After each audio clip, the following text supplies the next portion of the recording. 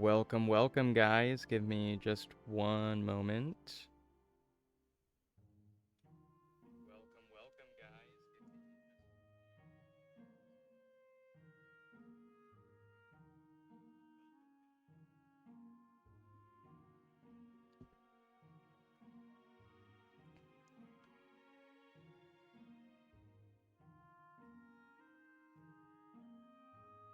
Alrighty, I think I'm gonna turn the Citra up just like a little bit.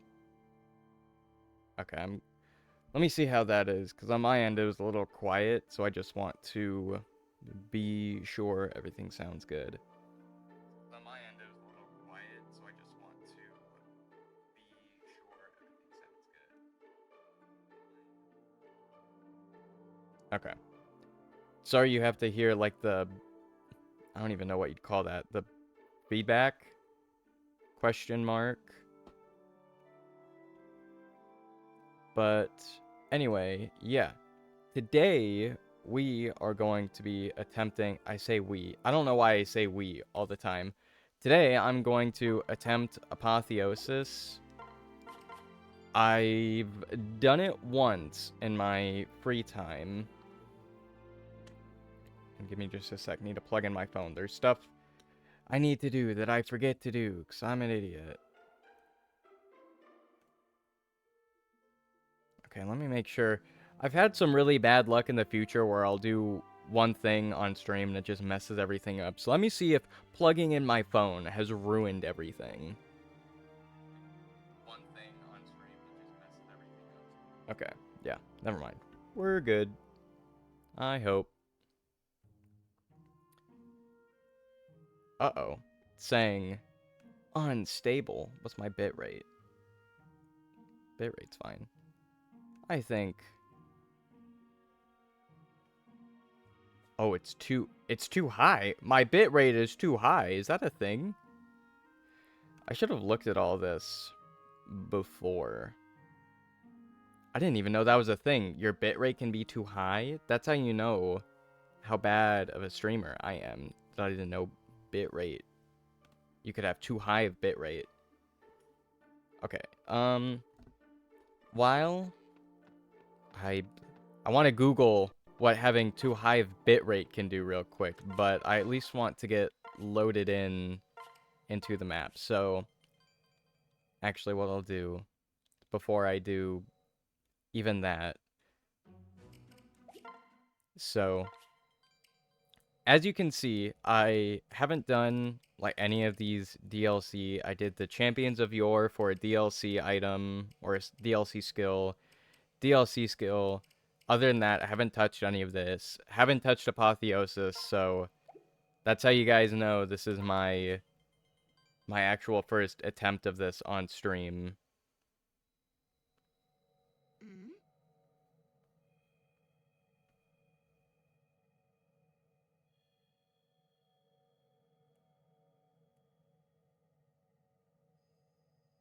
Oh, I see.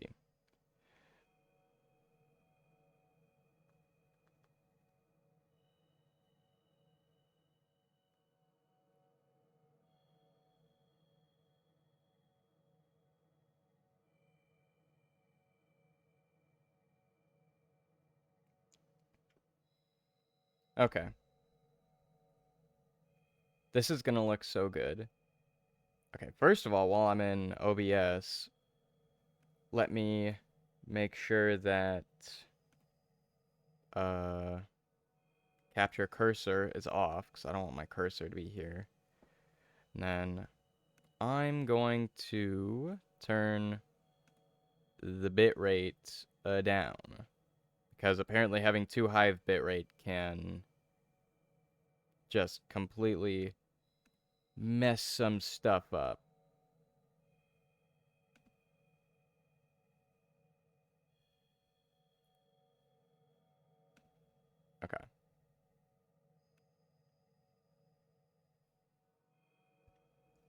Okay. Okay. Okay. Now that all of that is out of the way, we can get started.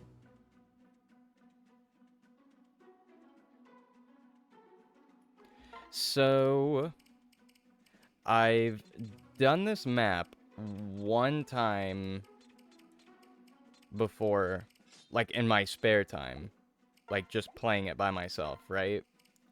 And I did the normal for the quote unquote normal difficulty, and that's not too bad. So I finished the normal difficulty fairly easily, but then when you get to like the lunatic difficulty or whatever you want to call it, I don't even know what the special challengers or whatever you want to call it, that's when I had some difficulties. So, and I've gotten about halfway through it before. So, and I don't really have a certain strategy to this either. I know for the archers, they have Aegis. So, and I think they also have counter. So I think what you need to do is, I don't know, I forget the strategy. I think it'll come back to me once I get started, but I was just kind of talking my way through that. But yeah. And all my second gen builds, this is going to be a bit of of a shameless plug. All my second gen builds are the same ones that I have in my one unit guide video that I made about second gens. I shouldn't even say second gens. All of my regular builds that I have here are the same builds that I've talked about on a YouTube series I've done on YouTube, the Fire Emblem Awakening unit guides and builds series. So everything I'm doing here and everything I have equipped here is what I'd recommend in general, except for... Oh man, I didn't give Stahl any weapons. My bad. Not that I'm really gonna use him, but I also haven't given... Okay. So if he's a swords master, Brave Sword, then he needs Armor Slayer, Killing Edge, Levin Sword, Elixir. There. Everyone should be done. So, okay, so yeah.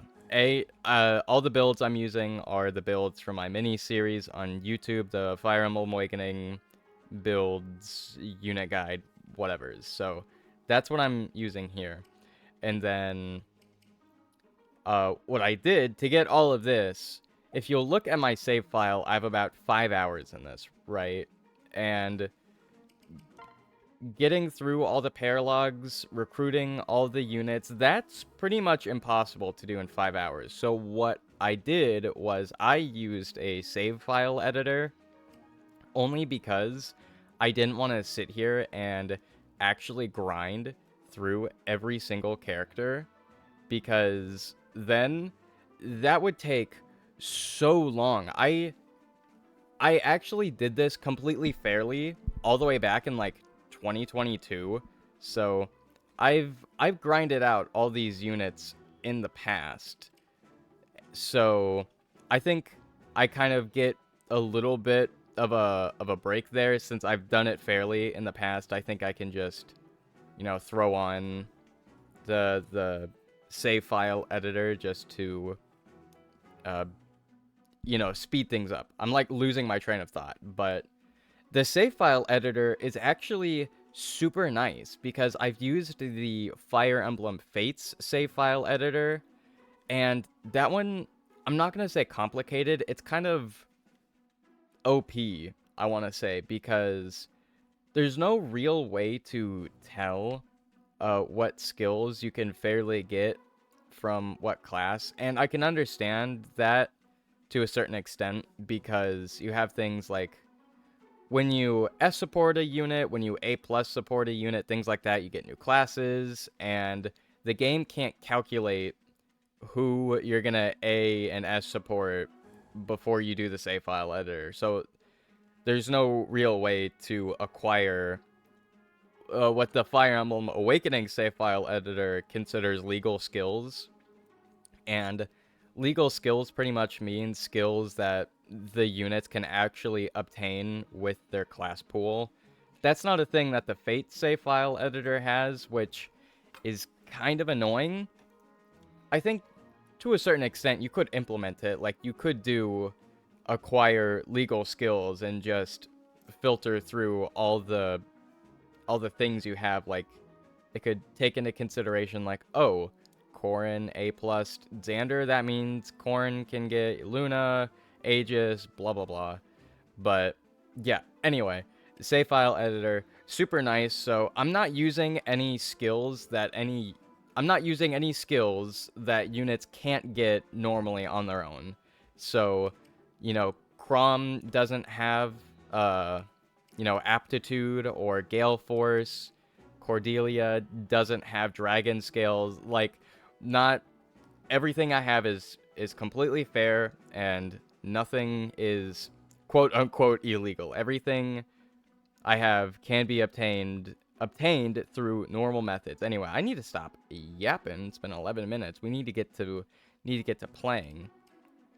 One thing I do also want to point out, because I have a feeling someone's gonna say this, in the save file editor, you can change what hair color units pass down, and I married Lucina, as you cannot see. Yeah, I married Lucina, as you can see. And normally, of course, Lucina passes down the blue hair, but I love pink hair, so I changed the color, and I just copied the color that Olivia passes down, because she's the only character who can pass down pink hair. So I just copied Olivia's hair color and pasted it onto Morgan, so I guess that you can't do that. That's just impossible. You can't do that normally, but I gave myself an exception because I love pink hair. I kind of wanted to do it with every other second gen. Like, I wanted to have, Brady have pink hair, Noir have pink hair. I wanted all the second gens to have pink hair because pink is my favorite color, but I thought, let's just do it on Morgan, so that way I can kind of sort of keep track of who's who. But anyway, we're not going to worry about that right now. So to get started, for these Outrealm generals, we need to use mages, duh. Because if we take a look at... Yeah, we're already on the full. What am I doing? They have pretty low res, which is typical. So we need to use some mages here. Preferably, Noir, Cordelia, Morgan, things like that. And then for these little guys, the Outrealm War Clerics, we need to... Pretty much any other character. I've been using... Where are they? Priam and Flavia. Because... Well, I guess I could use Inigo and... Do I have any other heroes? Okay, I just lied, actually. I paired up with Priam. I paired up Priam with Inigo and Flavia with Lucina, so then Lucina can hopefully kill, get Gale Force, move up, because there's going to be some enemy reinforcements that show up around here and over here. So, just want to get a head start on that. So, let's pick out our units. Don't think we're going to need you, gonna need you. But yeah. Hopefully, all this shouldn't be too hard. Let's get Olivia in here, too. Just for a dancer. Then we're gonna need Owain. Gonna need Brady. I kind of forget all the units I used when I did this. Let's get Donald in there, too. I so badly wish that Tharja had Gale Force, because then she would be so good if she had Gale Force, but she doesn't. Let's get Muriel in there. And then let's also do Emerin. I was gonna use Maribel, but Emerin would be a better choice here. And then let's also replace, just for this, well, Who has more luck? Okay, Emerin. We're gonna replace Emerin's Miracle with Rally Heart, which is a pretty overpowered skill that almost any female unit can learn. I don't know what was going on with Intelligent Systems Studios. I don't know why they decided to make all the females just have all the broken skills. Like, Gale Force, broken skill. Rally Heart, really good skill. That's pretty much it. That's all I can think of. Okay. So, we need... Who can reach that? I guess it doesn't matter. Everyone has 6 move. So, let's put you two right there, so then you two can pair up. And then, yeah, Lucina will go there, and then Inigo will go here.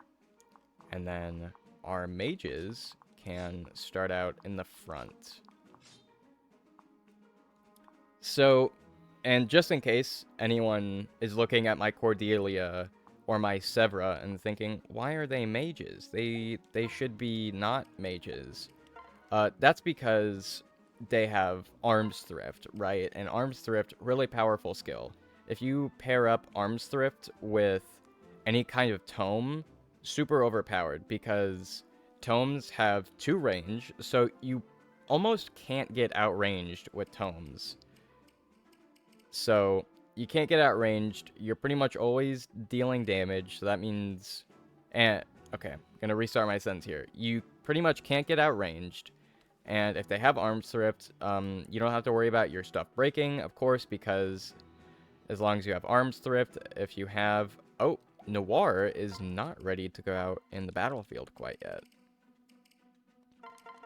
Need to get her some Naga's Tears.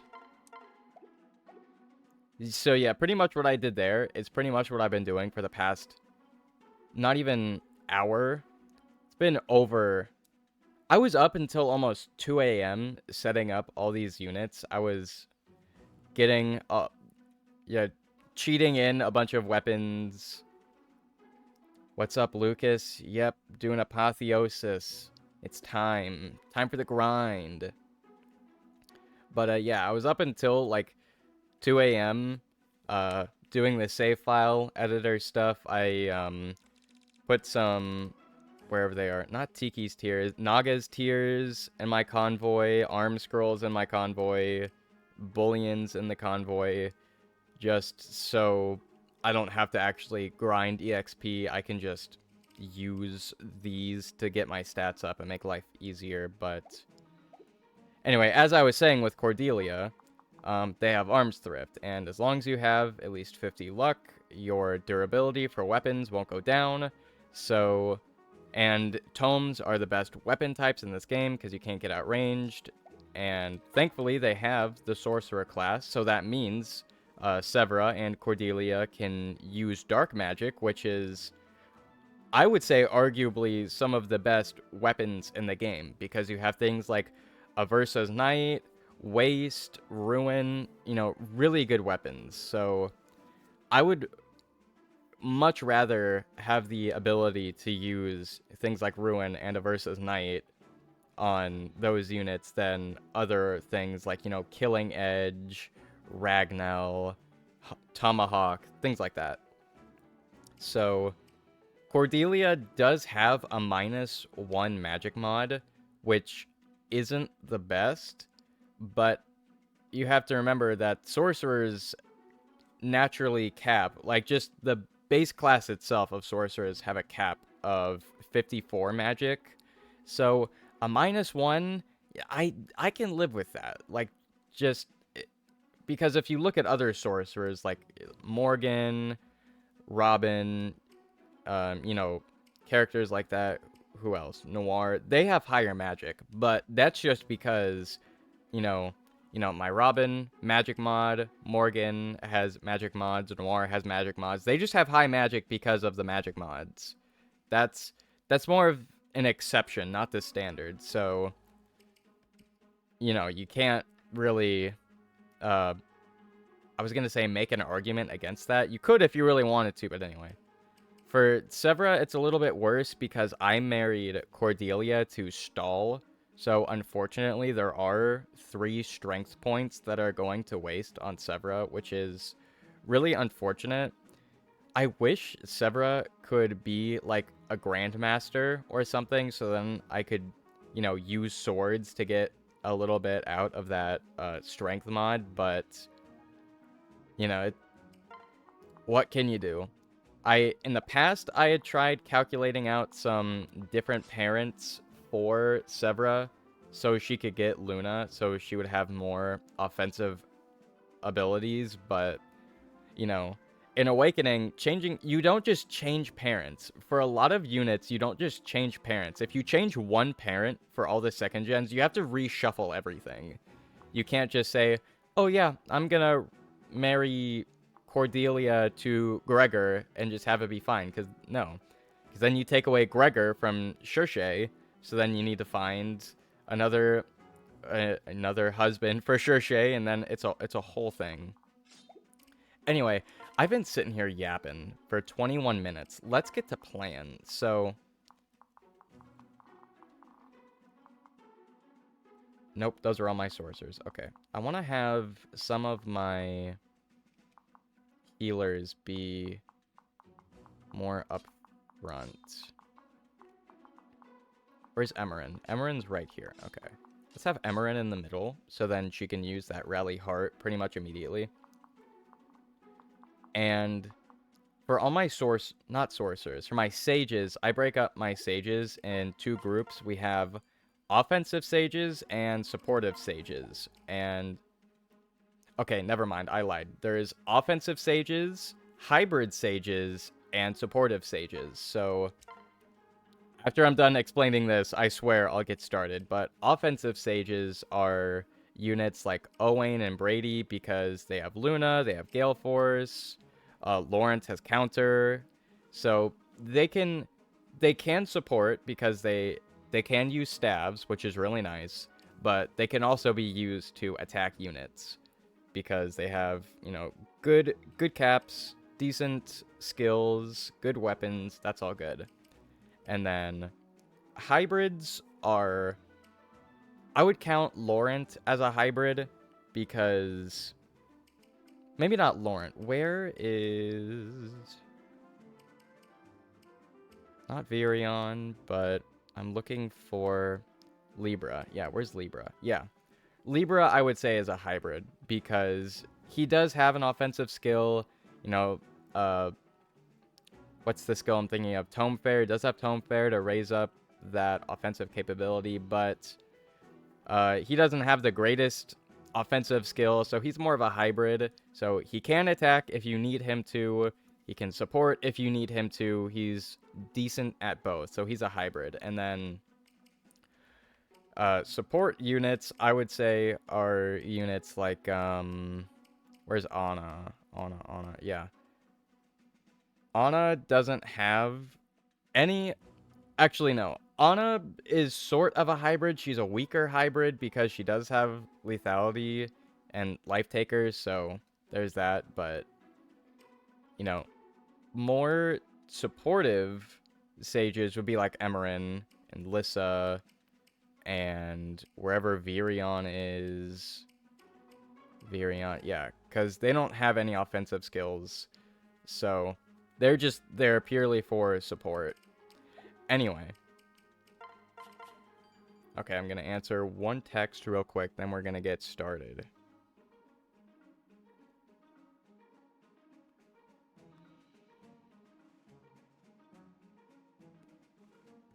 Okie smoky. So, like I've said, I've done this only once in the past before, so I will most likely mess some stuff up, but we're going to try our best here. So, right. Olivia's here, so that way, Inigo, because Inigo can't reach, so Olivia's gonna dance a little bit. So where can she reach? About right here. Yep. I know it kind of sounds like I know what I'm doing, but I really don't. I just kind of grind this game all the time. Also going to turn on these combat animations because they're straight fire. Okay, so can't really... I don't know why I'm using Ragnall. You can't really counterattack, so let's get out that Brave Axe.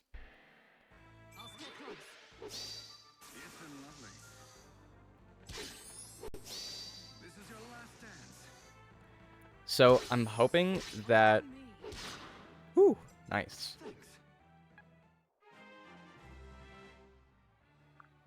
I'm hoping that I'll be able to do regular Apotheosis pretty quick, because regular Apotheosis isn't too bad, but I'd like to practice the harder difficulty for Apotheosis.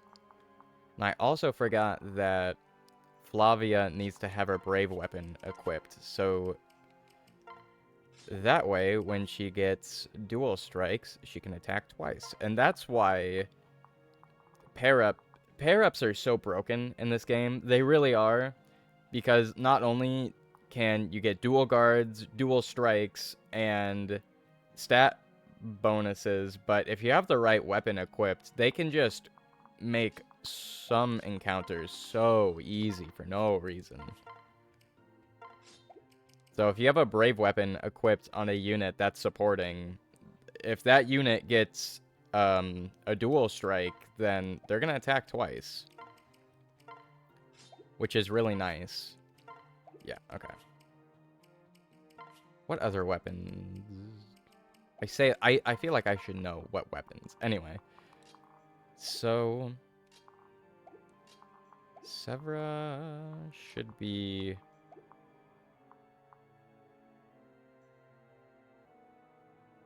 So fair, I was waiting for the best pairs video 2nd gen before I tried doing Apotheosis on my copy. Yeah. I released the first part, and I haven't really scripted part 2 or anything, but if you're here in the live stream, you get easy access to the Vault of Knowledge.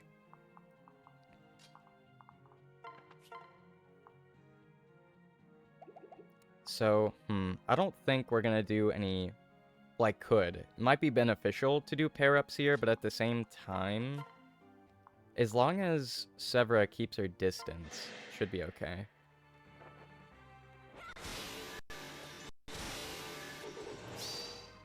Okay, that's not good.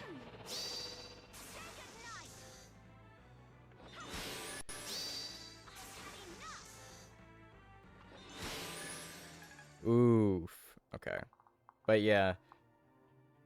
The generals you kind of need to look out for. At least the weaker ones, because they all have spears. So... if... The only way you can really get out of that is if you use Mire. But with Mire, you can't attack twice with Mire, can you? No. No, you can't. So... And then... if you're attacking with mages, you're going to do a lot of damage. If they proc Vengeance, then that's a lot of damage you're taking, which is not fun.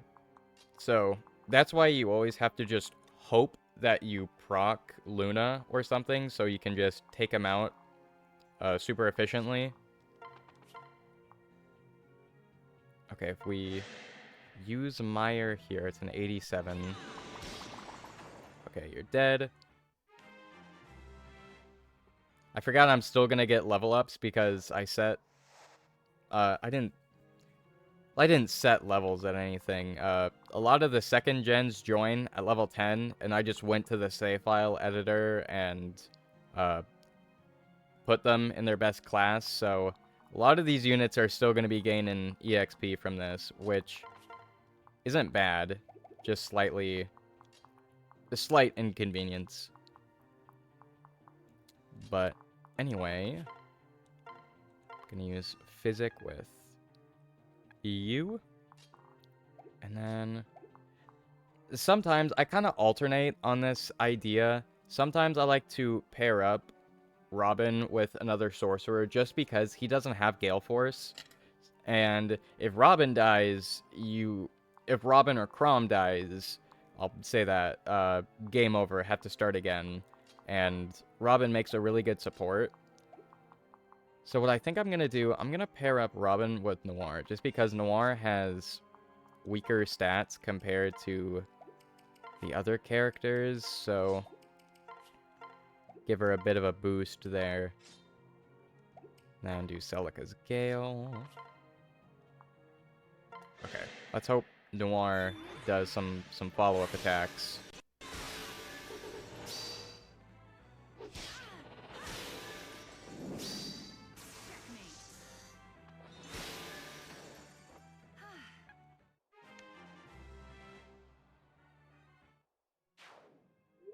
Okay. Well, that didn't go quite as planned. I'm pretty sure one of these guys heals after Pavis, which is annoying.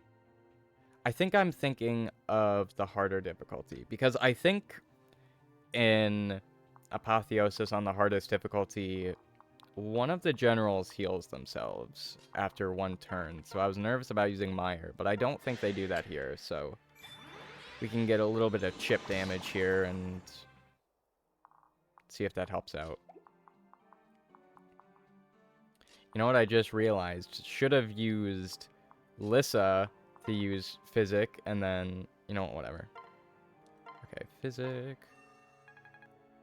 Having healers in this map is really important, because you can get your junk rocked so easily. Okay, yeah, so you moved up. So with the rest of this, everyone can kind of just press on forward.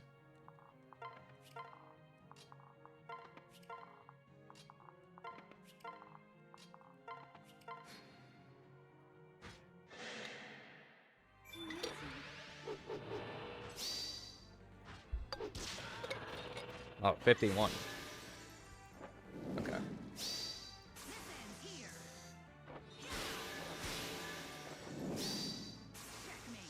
So for a lot of these encounters, you really need to rely on some of those either skill procs or follow-up attacks if you're paired up.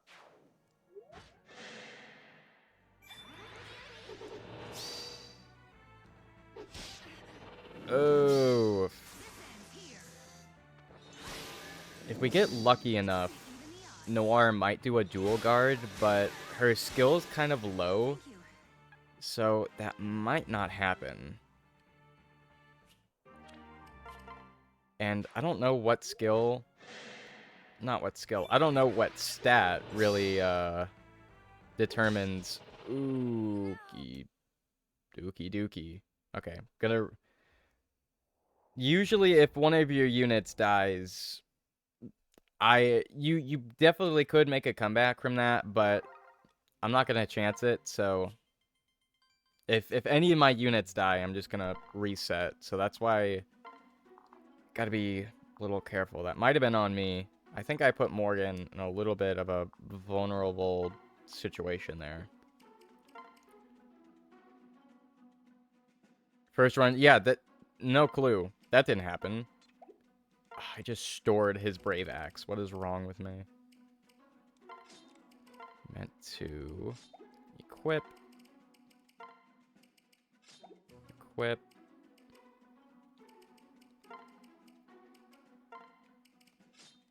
Equip. That way I don't have to go through and equip the Brave weapons every single time if I have to reset. And then, yeah, we'll keep that in mind. Let's move... Yeah, let's do this. Oh, Donald's here. Is there a better unit we can replace Donald with? What about Jerome? Jerome would be a little bit better.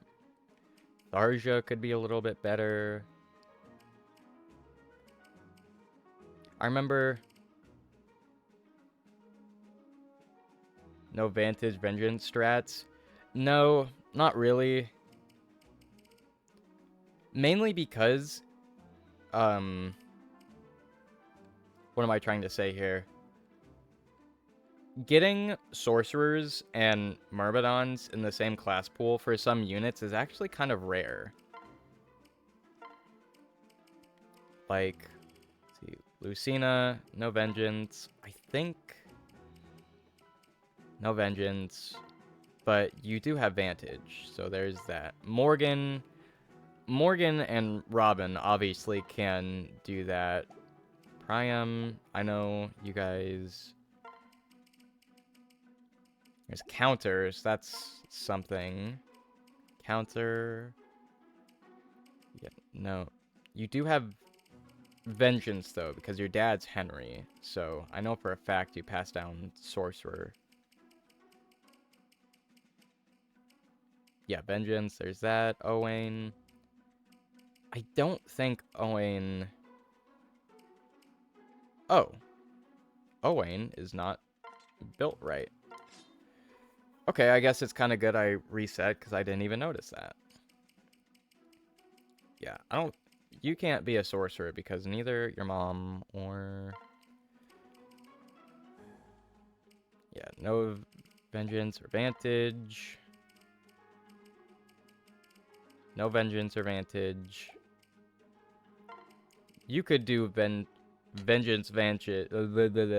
Why do they both have to start with a V? That is confusing my brain. Vengeance, vantage. Severa could do it. You couldn't do it. You can't do it. You can do vengeance, but not vantage. I know you can do vengeance, but no vantage. So yeah, just for a lot of my builds, it's just not possible. I can either do one or the other. A few of my units have both, but not a whole lot. Anyway, who should I replace? I was thinking Tharja for an extra mage, but...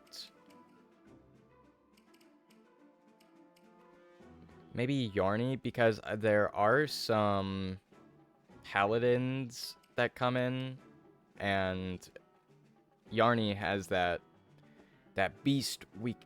Well, he has a beast weakness, but he can attack a beast weakness as well, so...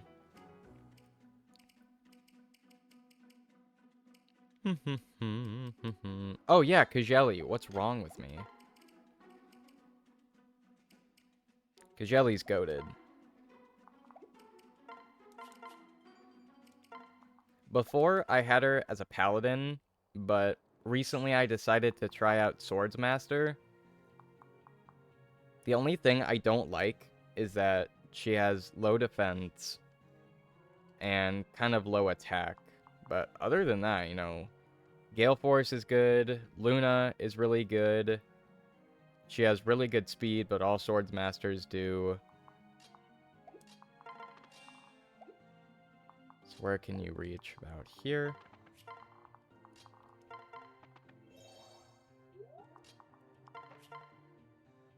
Yeah.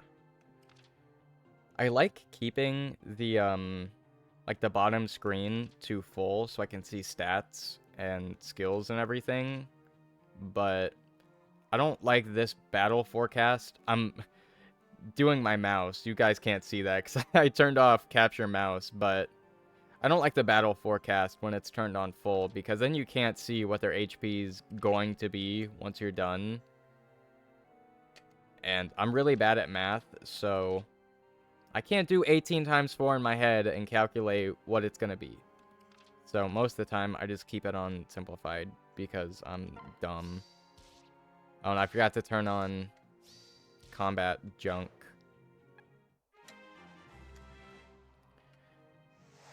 Okay, let's see. On, skip actions, off. Okay. Bit of a hot mess. You think I'd be doing better, but no. No, not really. Okay, so...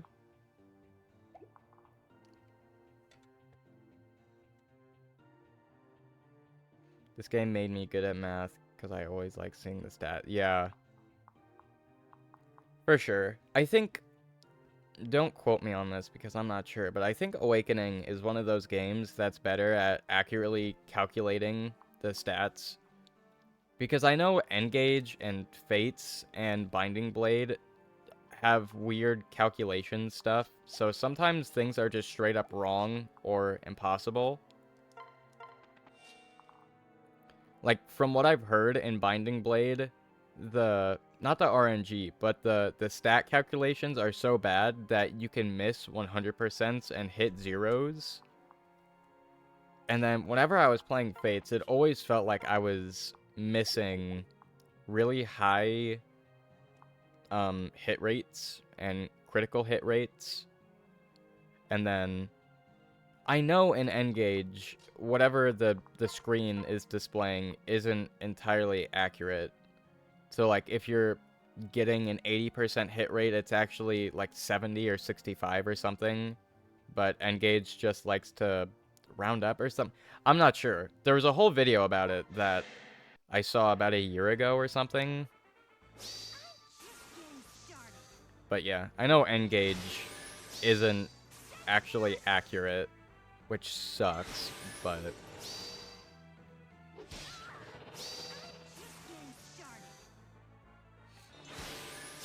Okay, she's safe.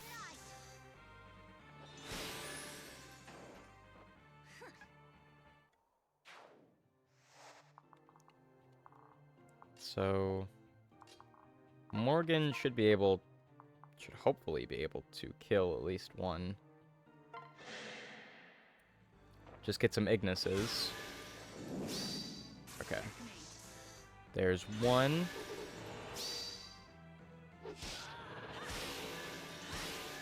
Boom.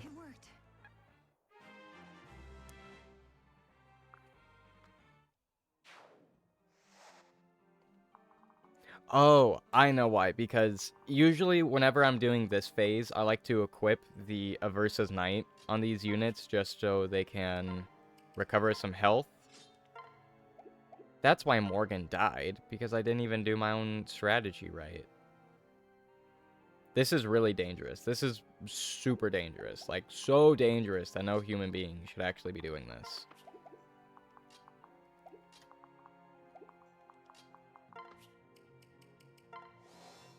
Okay.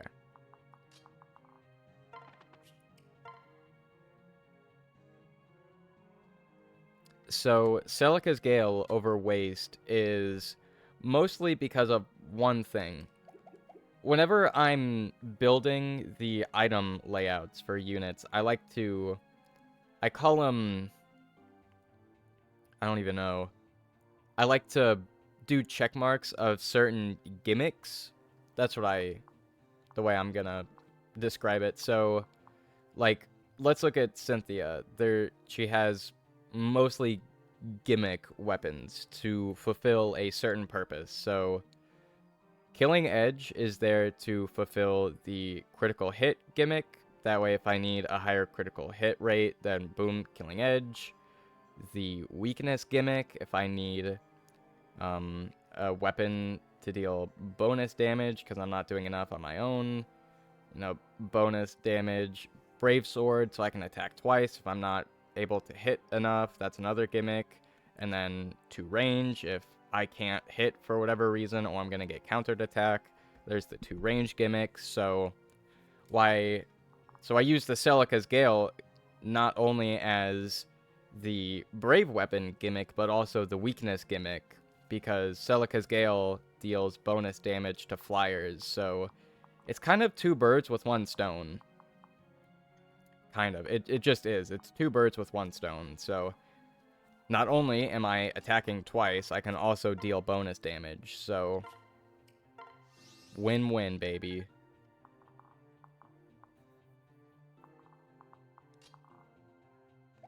So what I'm going to do for these guys, there's an avoid bonus for using the stairs. So what I'm going to do, get the avoid bonus on the stairs and just sit here.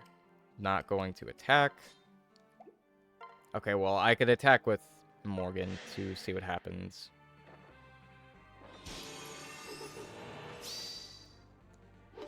And you missed. Awesome.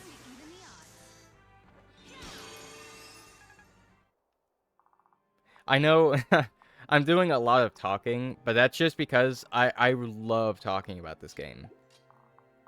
Like, I really do. I will talk about this game until the sun explodes. So,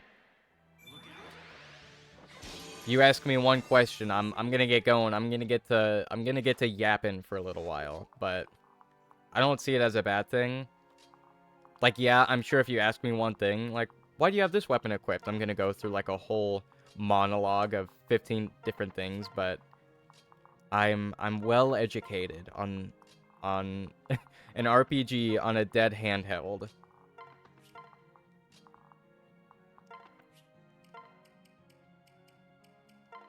Yeah, get the Aversa's Knight. You can't attack back, so might as well get some chip damage here.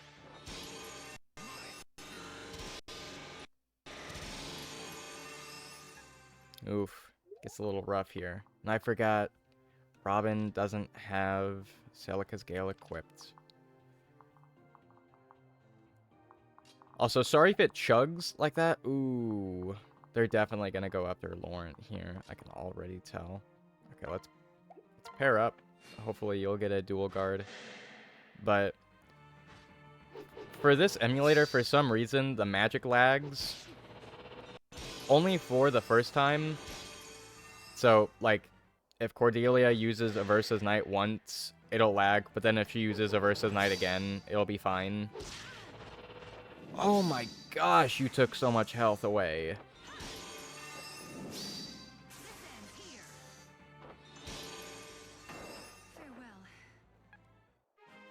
But yeah, that exact reason is why I keep the Aversa's Knight equipped. Okay, that's why I was thinking they healed next turn. Because the heckin' War Clerics are there. That's why. Okay, okay. Maybe for another strategy, what I should do is replace Priam with either Shershay or Sumia. So then maybe they can just fly right here, and then Lucina can kill. That way they don't have the opportunity to heal. But at the same time, I don't think I can kill them in one turn. So, anyway. No, that's so fair. I do the same thing with this game. I normally tend to just ignore gimmicks for the map and just give everyone brave weapons. Yeah, for real. Brave weapons come in clutch for this map, especially when you're doing the harder difficulty.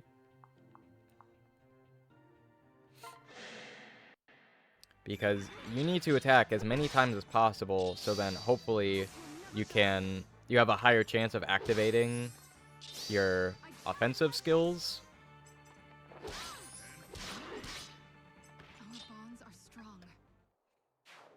You know, just like that.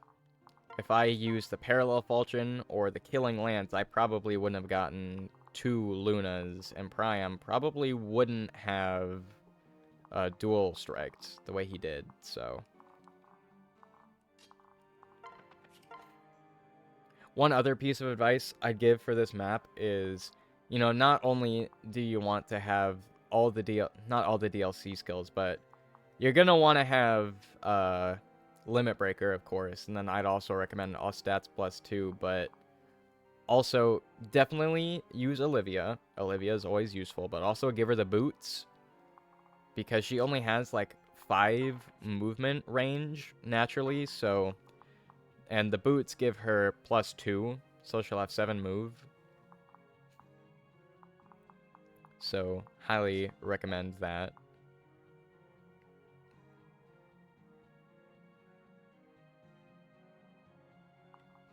Yeah, flyers would probably be a good idea for this. I think also what I could do, instead of a flyer, I could pair up Cynthia with Lucina, and then she could probably just move straight there, get the Gale Force, move again. So I might not even need to, I won't even need to factor Sumia in for this. I could though if I wanted to, but I don't think that'll be necessary. Because, you know, of course, you want to use pretty much all of the second gens. Even though I'm not. I'm only I kind of cherry-picked my second gens because the way some of my second gens are built just kind of suck. Like Jerome. Jerome is pretty much just like all the other heroes, with the only exception being he has Vantage. Robin, you... Oh, he missed. Okay, cool, cool. I was gonna say, Robin, you better get this dual guard, because Noir's gonna die if she gets hit by that, but...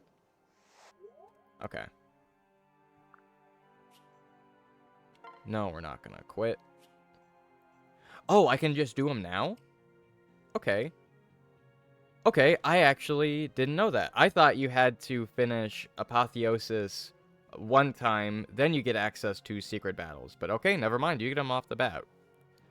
Well, we're gonna stick to normal for now.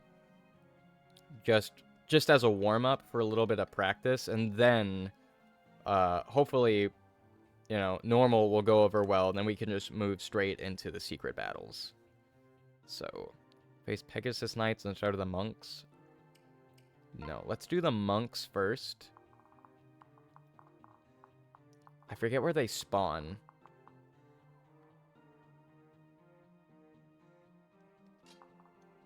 That's right. You're right. It's a turn limit, not whether you've completed it or not. Oh my gosh, I forgot about that. You're so right about that. That's right. Right. You have to finish it in a certain amount of turns, not finish it once before and then go back to... Okay, yeah. I find it so funny. I claim to be so knowledgeable about this game, but then there's some, like, minor things that just slip my mind. Oh my goodness. My goodness gracious. Me when I just straight up lie.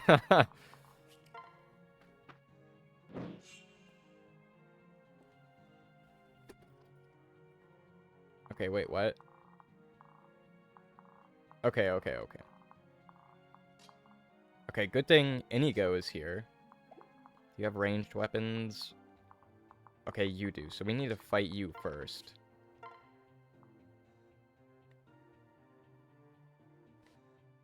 So, You know what? Let's use the Brave Axe anyway.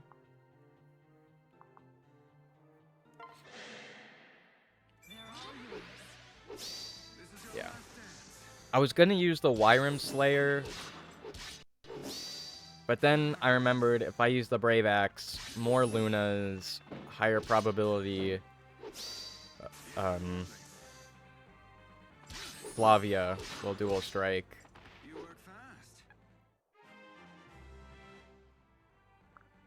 Okay. There is 100% a more effective strategy you can use for most of this, and I can already tell I did a lot of this not optimally. Let's see, what are your stats? Okay, so you have low defense. Duh. So let's get Crom in there. Okay, switch, separate. There we go. I feel kind of dumb for separating Crom and Laurent, just because Laurent was in the attack range of those generals back there. So I was like, oh, don't want Laurent to die. Let's pair up you and Crom. Okay. Let's get you two together. And then, just for some support... Okay, let's get to that space right there.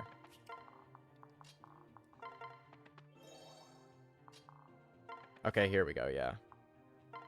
Boom.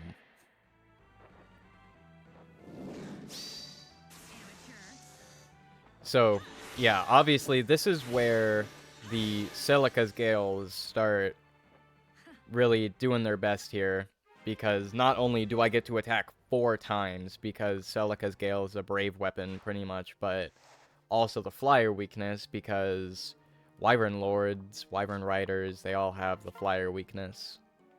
So,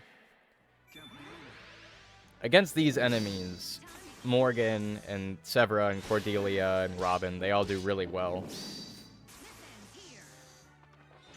And then you can also, excuse me, you can use them at 2 range, and they can't counterattack, so easy win.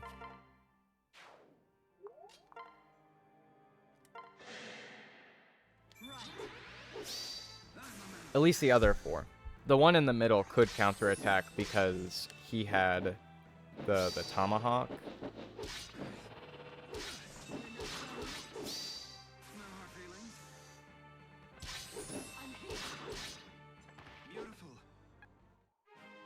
And of course, Morgan doesn't activate their Pavice, because Pavice, I forget what weapon type specifically. Oh, Pavice Plus. It always halves the damage of swords, lances, axes, beast stones, and beast stones, so. I guess is more what you need to worry about with these tome users, because those have the damage of tomes as well as like bows and dragon stones. Overall, you know, no duh, I would say that Pavice is a better skill than Aegis, just because, you know, the weapon types that Aegis reduces the damage of are weapons you're really not going to come across some of those weapons a lot. You know, things like tomes and bows, yeah, you're probably gonna encounter those a lot, but then, like, dragon stones, like, nah, dog, the only 2 characters in this game that can use dragon stones or 3 characters, are Tiki, Noe, and Nah. And unless you're doing, like, a randomizer or something, you know, I don't really think you need to count on Aegis, like, oh yeah, I have Aegis, I can totally have some of this damage from that other mana key that totally exists.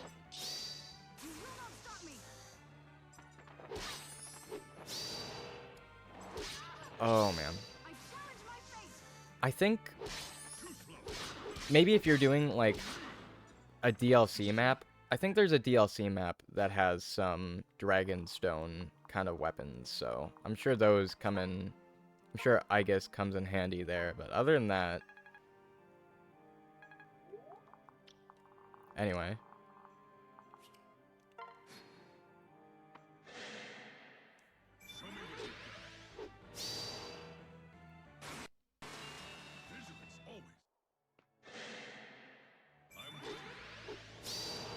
Please miss.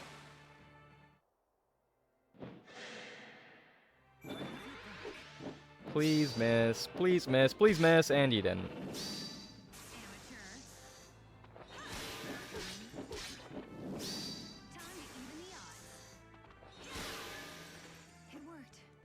Yeah, exactly. It's useful in a niche situation.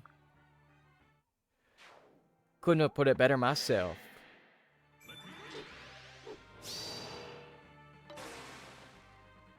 I think having both is really nice, though. Because then you're pretty much just protected from almost everything. Which is super cool. Why do these trees have to be so dense? I can hardly hit any of my units to give Lucina some support here.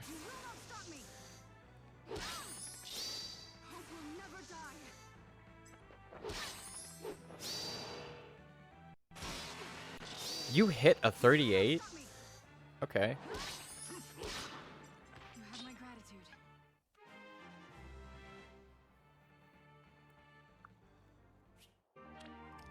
Okay, while I have an active chatter, how are all the audio levels? Everything good? Is the music game too loud, too quiet? Mic too loud, too quiet?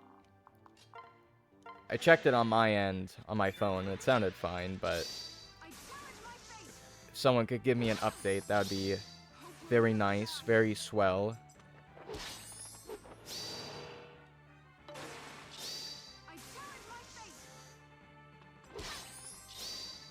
Beautiful. Thank you.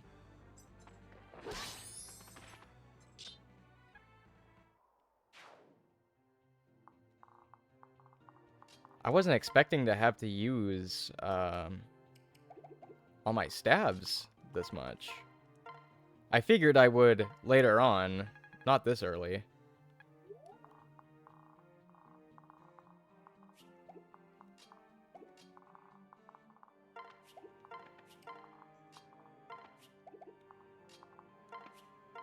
No, let's just use Physic. Don't need recover this early. Yeah.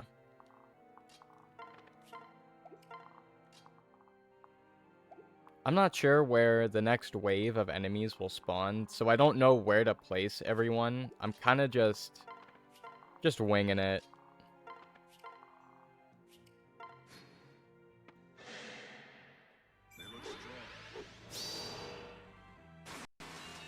Dual guard, nice. Okay.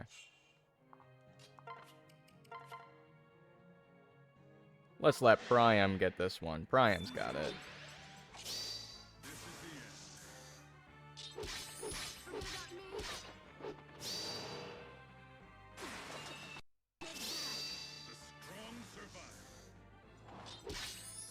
Oh yeah, Priam.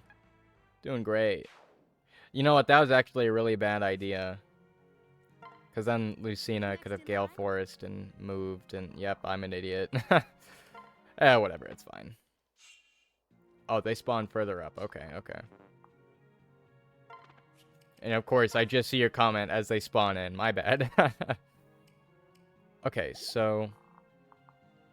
these are the archers that I was worried about. So they have long bows. So... and they all have... I guess. So, what you need to do with these guys is...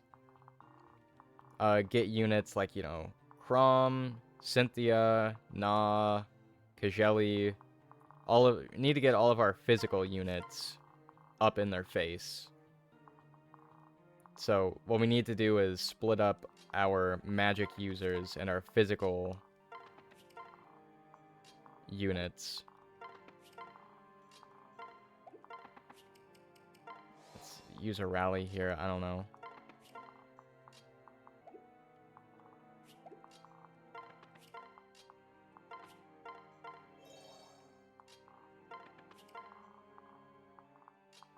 So yeah, let's pair up, well,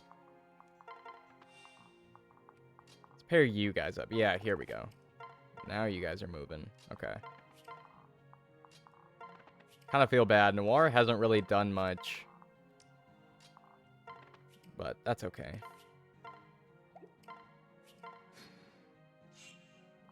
Okay.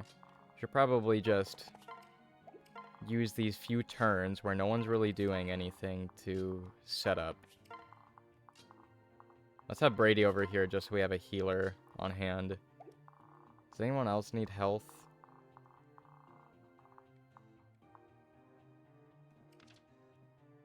No, everyone's fine.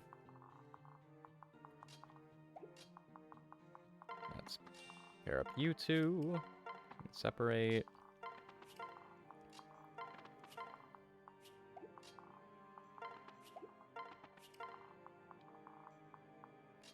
Okay. You there. And dance. I should probably talk about something so it's not just dead space. Man, what should I talk about? Okay, real quick, let's get Priam in here.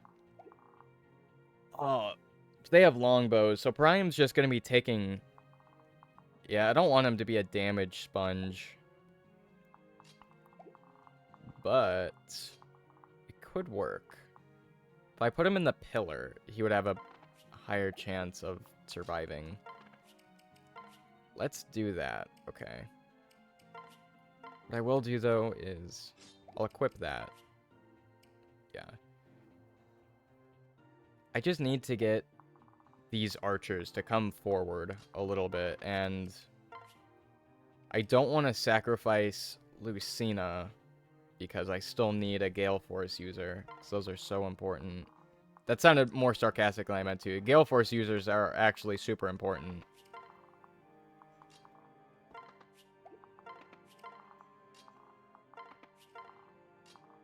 Okay. Yep.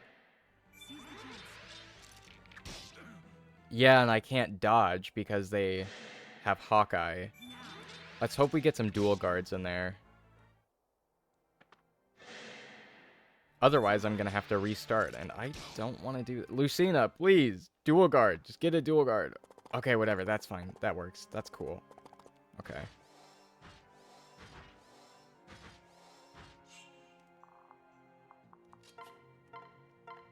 Thank you, Priam, for sacrificing yourself.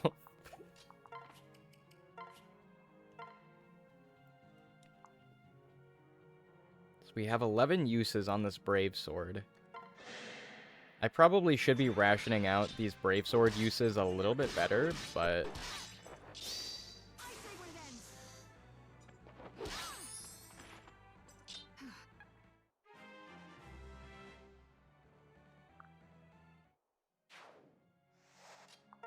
Dude, for real. Lucina wants to see Priam dead. Okay, okay. Where's Nah? Nah can't really get in there. Okay. That didn't sound right. Nah can't really get in there. I don't like the sound of that. Nah can't really engage in that encounter. That's better.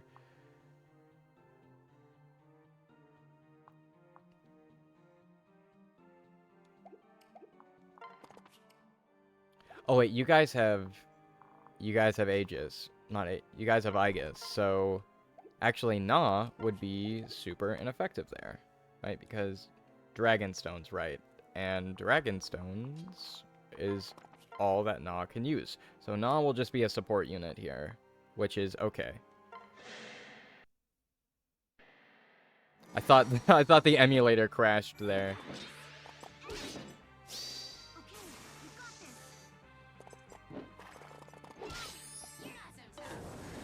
Ah, and she missed.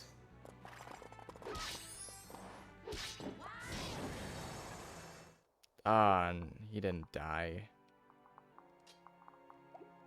Okay, I'm gonna keep Chrom right here.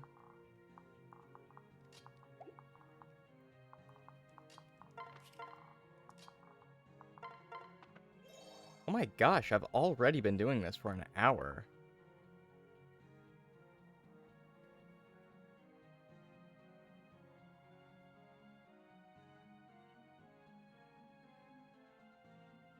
That's odd.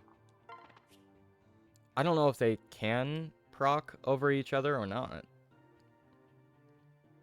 Maybe. I don't know. I'm not sure how all the calculations work. Like, I don't know what skills take priority over other stuff and things like that, but you might be onto something there. You could be cooking. Okay, so all of you guys, we just need all of our magic users. Let's get Miriel out of the way here.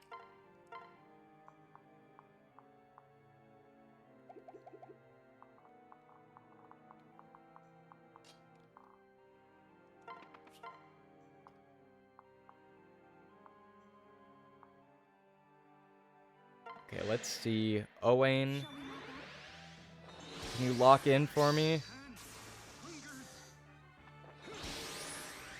Ah, okay. You did your best. And Laurent. Well, okay, idea. Laurent has counter, actually, so he can deal some damage back, but I'm also scared, so...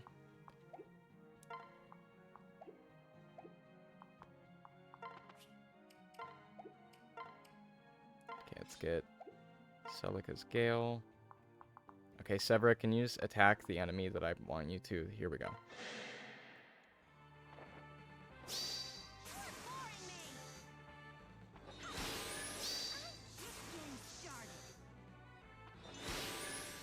I was just about to say, thank goodness I was using Celica's Gale, otherwise he would have counterattacked. And then I realized, oh wait, he can't counterattack because he's using a lance, so...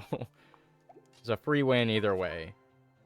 Okay, do a versus knight, just so then we can heal up a little bit. And you're gonna need it because you have a spear, and I didn't see that until just now.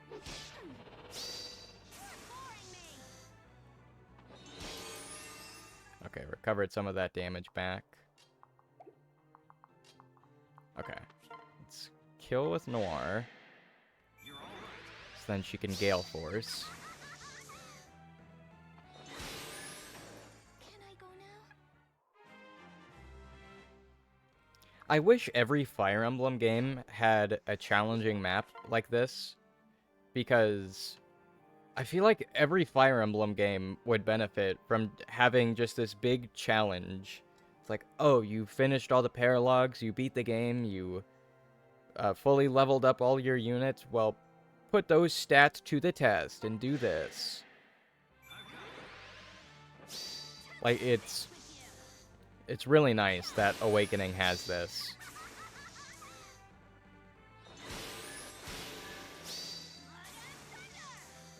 I would have loved if Fates had an Apotheosis kind of map.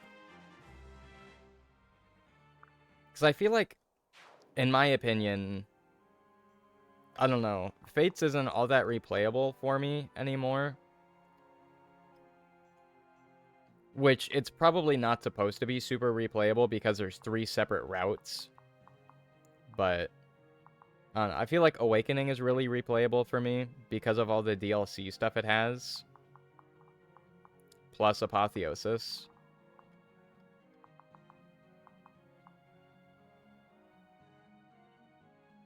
Like Echo's post-game? Yeah. Oh, you're gonna hit, but can you do anything? Yes, you can. Okay. Yeah, I just wish more Fire Emblem games had more challenges like this.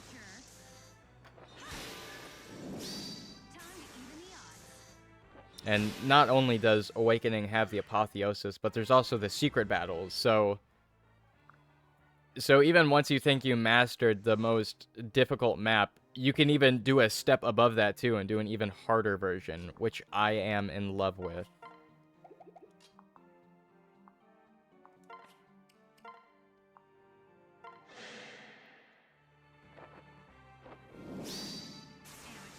I know N-Gage kind of has some more difficult maps, but that's just for the, I forget what it's called, the Tempest Trials, which there's a difficulty slider there. You can adjust how hard the enemies are, and that is nice because every once in a while I'll hop on to N-Gage and do the hardest Tempest Trials just to kind of test myself and see how far I can get. So I like that, but honestly, yeah, other than N-Gage and Awakening, there's no real super difficult maps, which... Boo! And then I don't know why Intelligent Systems can't get, PvP. Like, PvP and Fire Emblem should be a standard, not the exception. Like, at this point, I think every Fire Emblem game should have PvP. Because Fates had it, Shadow Dragon had it, Echoes had PvP, I'm pretty sure.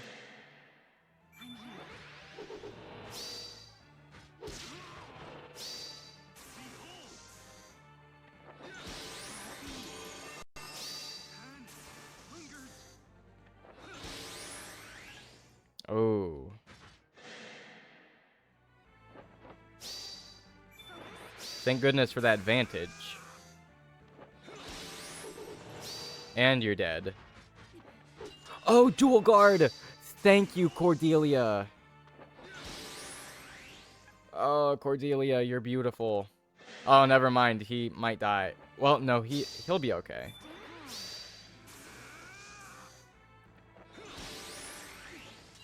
Oh, did Echoes not have PvP? I thought Echoes did. I remember seeing a YouTube short a little while ago that said Echoes had PvP, but they could be lying to me. People lie a lot.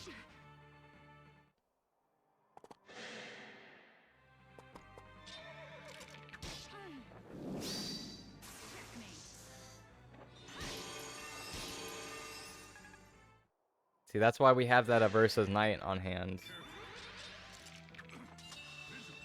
Priam, that is the only dual guard you have gotten this entire time. Yet again, I shouldn't hate on Priam, because Lucina was refusing to get those dual guards earlier. But either way, like, I feel like PvP and Fire Emblem should just be a thing. Like, it shouldn't be like, oh, this game has it, but this game doesn't. But this game has it, but the next 2 Fire Emblem games won't have it. It's like, dude, you've done PvP in the past, okay? Just do PvP.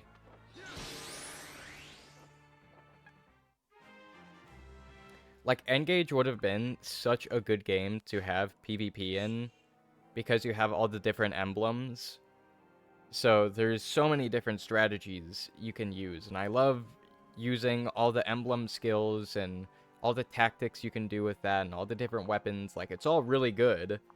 But then intelligent systems, like, well, they fumbled the game. Like, I love Engage, it's really fun, but there are definitely aspects of Engage that aren't all that great. So they fumbled the game a little bit, and then they also fumbled the PvP, because it's not even PvP, it's just I want to say PvE, player versus AI, because you can fight your friend's units, but you can't, do player versus player. It's just, these are my units, go fight the AI that's going to make completely different choices than an actual human would and mess some stuff up. So it's just like, it's just,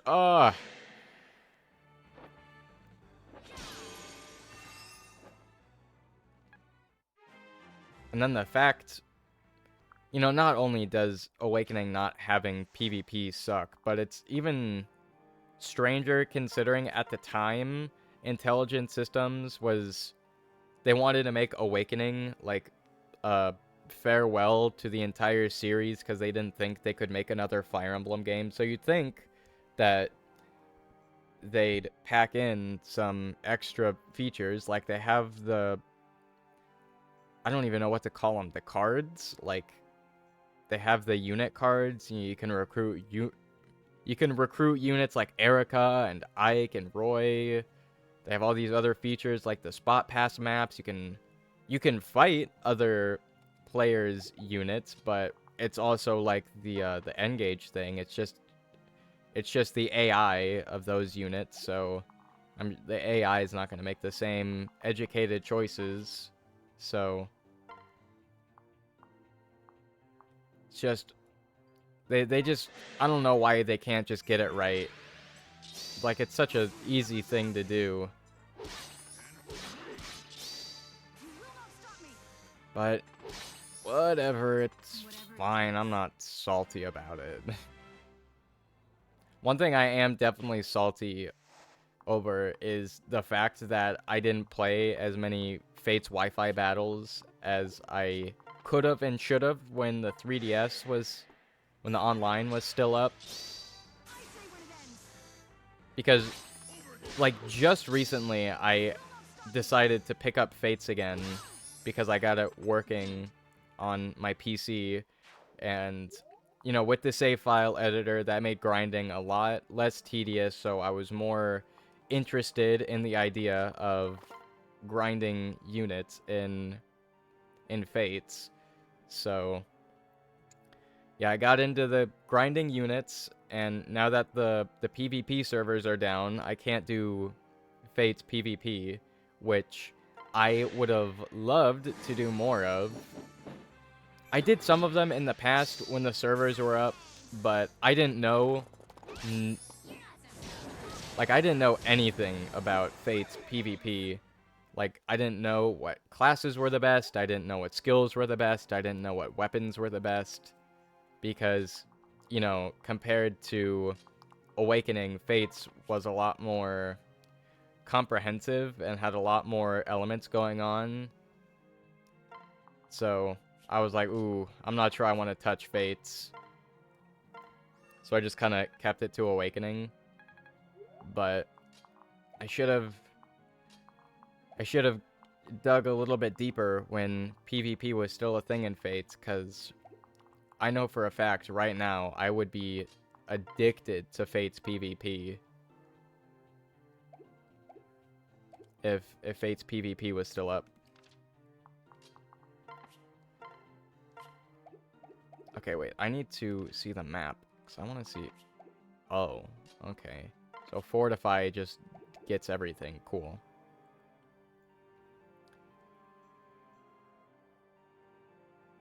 Yeah, of course, you know, Brave and Killer weapons are some of the best in pretty much every Fire Emblem game.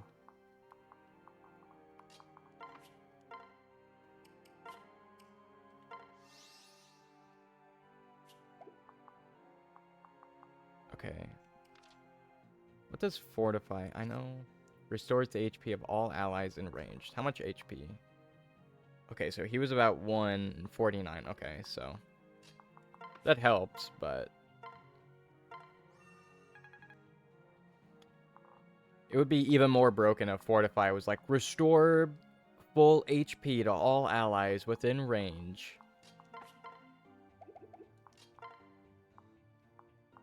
Let's do a Ruin. Let's get a crit here.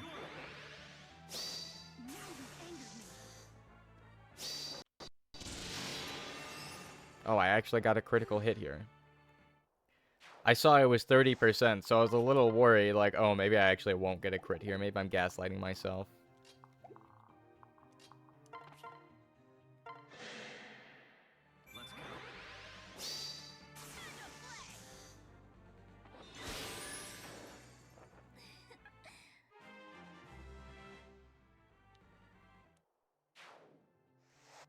Right, good work, Noir.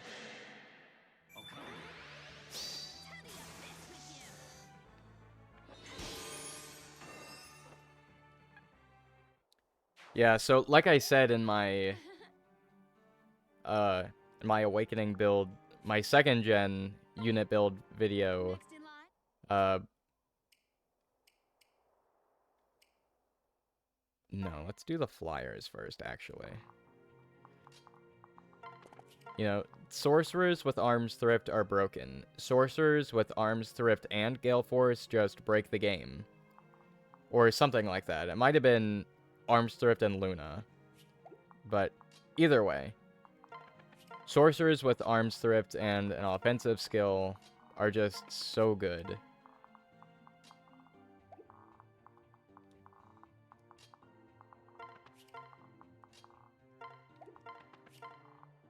I'm not sure where they're gonna spawn, so I'll just kind of wait here. Okay, up front. Let's see, so flyers. Do they have... Oh, they have Aegis. So that means we need...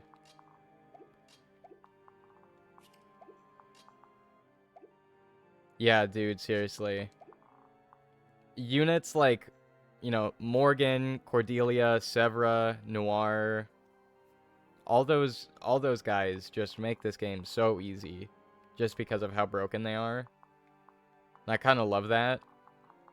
I kind of love it when you can break a game like this. It's funny.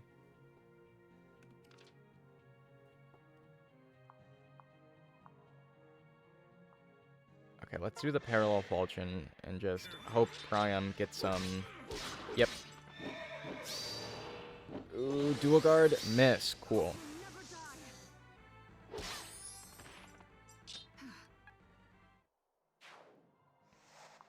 What do you have equipped? A tome.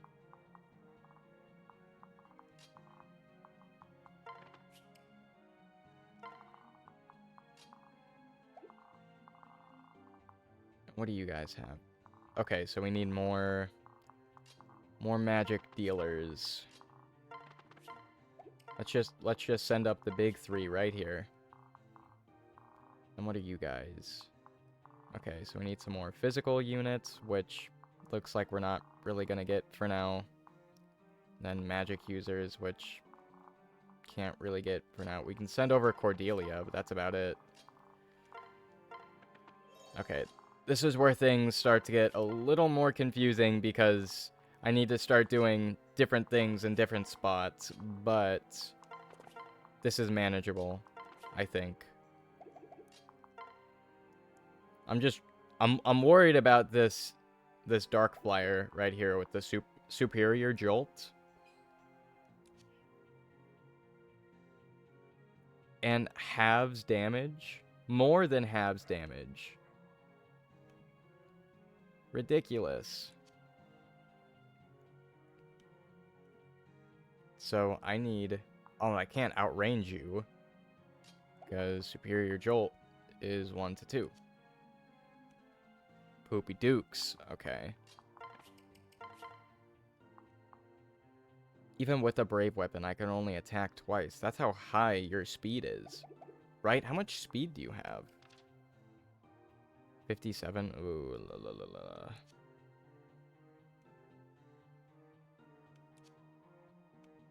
Shoot. Okay. Let me take a drink real quick.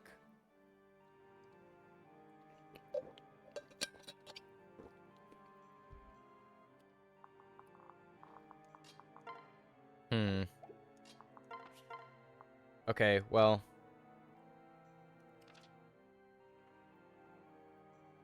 Okay, so... Yeah, we have our sages open, so... Let's just do this, and then heal, and then hope for the best here.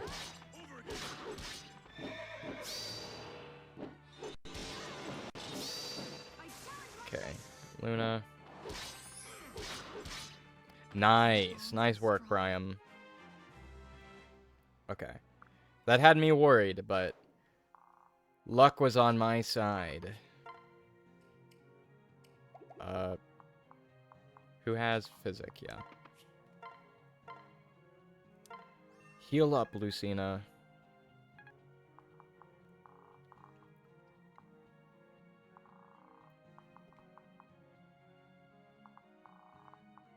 Let's see, because Yelly really hasn't done much of anything, so... Let's see how she handles those flyers. And of course, you'd go after Inigo.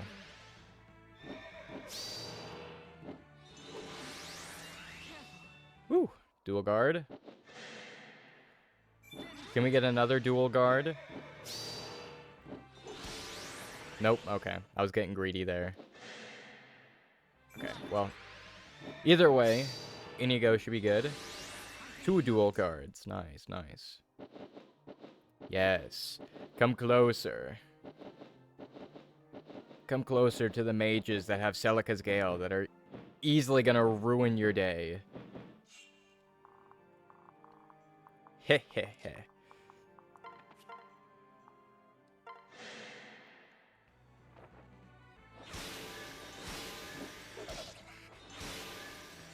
So for today, I was really back and forth. Okay, sorry, it was like readjusting in my chair. I was really back and forth on what I wanted to stream today. Because I made an Instagram story saying I might do just some Awakening or maybe some Mario Kart. And all night I was like, I'll play Mario Kart. No, I'll play Awakening. Nah, actually, I'll play Mario Kart. So I was planning on doing Mario Kart today. And then because I've been really addicted to Mario Kart for the past few days. I've been playing Mario Kart 8 a lot. But then I was like, I don't really know if I have it in me to play Mario Kart for like 2.5 hours straight. I don't know if I could do that. So, but then I woke up this morning. I was like, I'll play Awakening. Yeah, I'll just do Awakening. Then I get in the shower and I'm like, actually, I'll play Mario Kart. I'm not sure if I want to play Awakening for 2 hours straight. But I ended up doing Awakening, and we're like an hour and a half in. So I remember before I was streaming, I was like, man, feeling kind of low energy today. I don't know if this stream's going to be very good, because I feel kind of tired. But after getting started, I'm feeling pretty good. So tired.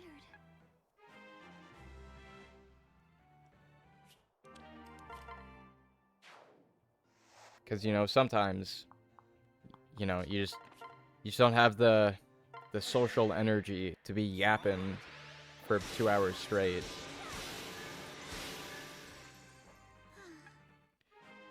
You know, don't get me wrong, compared to, you know, other jobs, streaming is not that hard.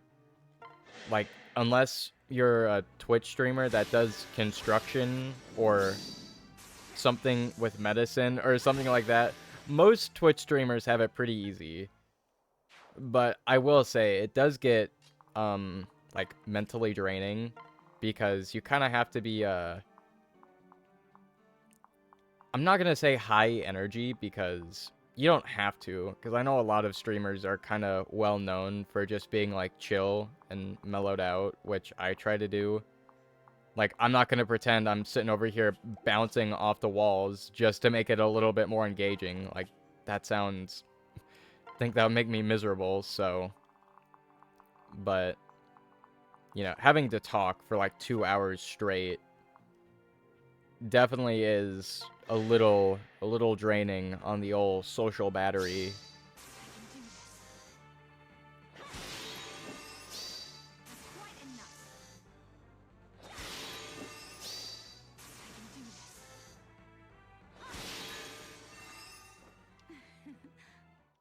But, in a case like this, when I'm playing Awakening, I will yap about this game for so long, so it doesn't even matter. Over already? Are you gonna... You're gonna reach Crom, which I don't like, but Crom has the Exalted Falchion, so... he'll hopefully be okay. How much speed does Inigo have? Because he can attack 4 times here. Which is good. I like that. I'm just... Does Inigo have more speed than Lucina? If so... I'm not sure I believe that, actually. Let's see. Inigo has 60 speed. 59 speed, okay.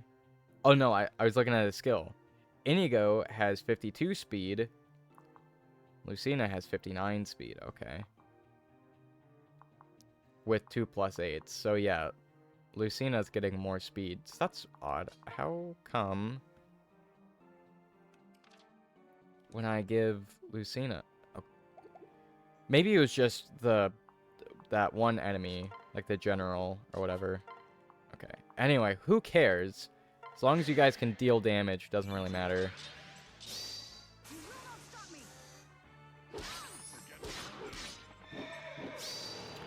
That's not good. No. That dealt so much damage.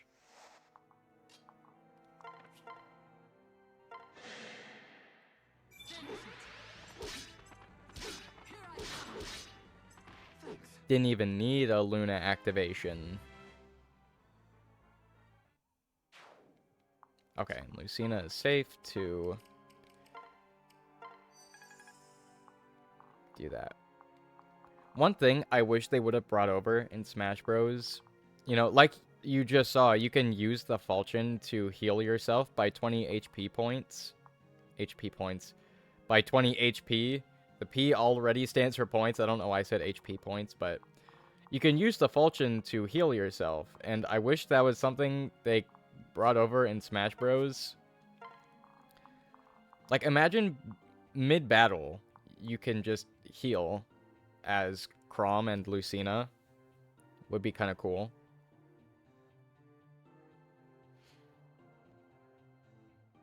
Like, honestly, I'd be okay with replacing Chrom's counter with, like, a slight healing thing. Just as some representation for Falchion. I don't know if anyone else has noticed this, but why is the Falchion so heckin' small in Smash Bros? Like, whenever... If you play Fire Emblem Warriors or watch any of the cutscenes in Fire Emblem Awakening, you'll see it's a pretty decent-sized sword. Like, it's really tall.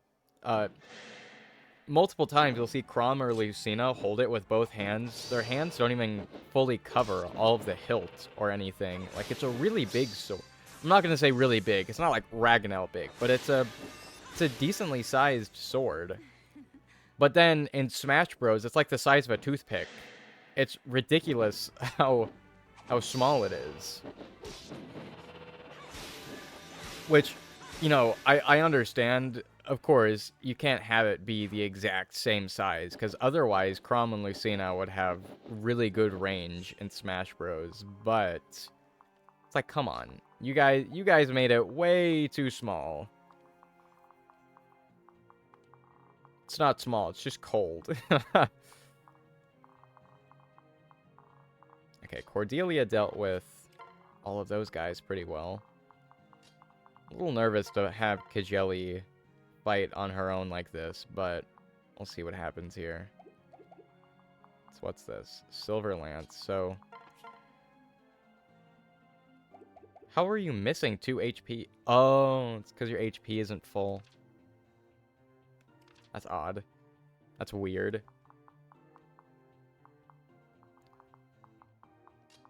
Anywho. Right. Let's do a rally and a pair up. I'm going to be getting all the stat bonuses from this. How many stat bonuses am I getting? Oh my goodness, look at these stat bonuses. That's actually really good. So I got the rally, the all stats +2, and Olivia. Oh wait, no. I forgot. Yep, Olivia doesn't have her inspiring dance skill. That's because I have Astra on her for some silly reason. No, yeah, Olivia has this skill where if you dance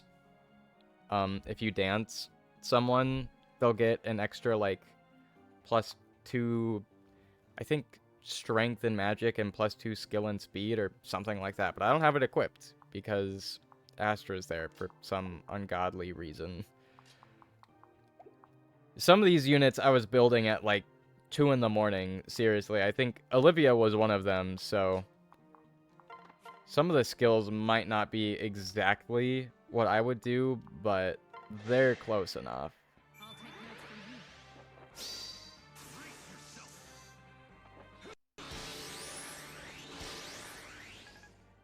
Okay. I just wanted to get some chip damage there. Sage pair up, go burr.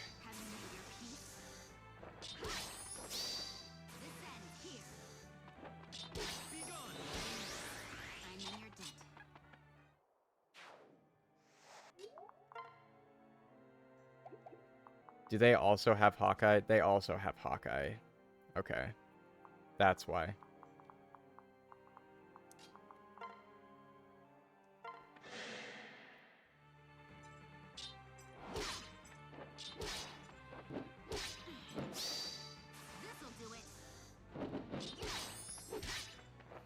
If you got like one more Luna proc, you would have been safe. Kajeli, you silly goose. It's okay, Laurent can kill.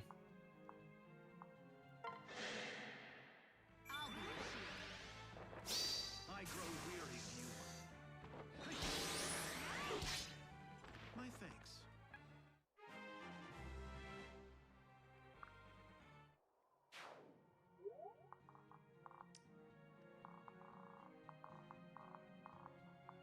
This isn't really related to anything, but I just want to say this because I don't want to be quiet. Gonna do a little bit of yapping when there's not much going on, but so I've been watching Adventure Time. I'm on like early season 6. I'm on episode 3 of season 6, I think. And I don't know if it's just me, but I feel like some of the story pacing is, I don't know. I think Adventure Time would benefit greatly from longer episodes.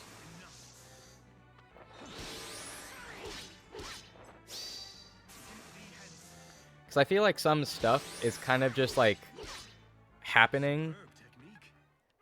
I had this similar complaint when I was watching Breaking Bad. I feel like the story is moving along, but some things are going unexplained. Like like, in one episode, Finn mentioned, like, something about the Great Mushroom Wars, and I don't know if that was brought up in a previous episode or not, but I'm just sitting here thinking that the Great Mushroom War, what are the Great Mushroom Wars? Am I missing something here?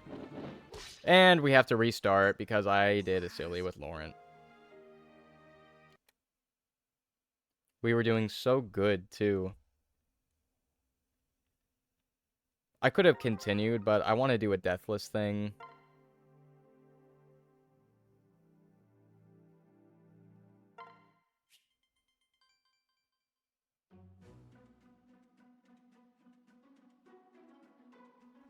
Yeah, no, that's what I'm getting here. They're kind of jumping from topic to topic, like, we're like, oh, Finn's dad, he's off in space. Great Mushroom Wars. Marceline and Simon are best friends and things like that. And I'm just like, whoa, guys, we're getting a lot of information here, and I don't know how to process any of it. Here it is, special dance. That's what we need. But yeah. You know, I like Adventure Time. I like the characters. And I like just how silly it is. I remember I was on Reddit the other day. You know, and I should say something about... I have a little story I want to tell about Reddit later. But I was on Reddit the other day. And...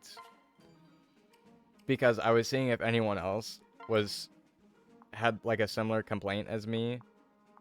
Like, the story is kind of just moving along. I'm not really getting it, you know, something like that. Which I think I was the only one, but I saw some other people saying stuff like, going back to Season 1, they didn't like Season 1 because of how weird and zany and just random it is. And I'm like, really? Am I the only one? Because I love it when there's just random stuff going on. Like Uncle Grandpa. Oh my gosh. I love Uncle Grandpa. Like, it's kind of just... Uncle Grandpa is just key jingling. Like, that's all it really is. Like, there's nothing special going on with it, but it's just really funny anyway.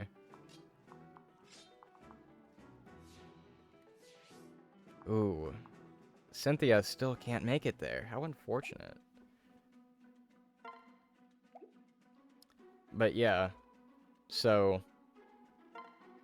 one thing that I'm not a huge fan of is whenever TV shows, especially mostly just cartoons, because most of the time, like, live action shows don't really do this, but whenever shows go from being lol, XD, random humor, things are just silly and things are just happening, and then it starts shifting into having an actual narrative with lore and plot lines and reoccurring characters and arcs and stuff like that, I'm just like, I was promised one thing, and now you're turning into this other thing.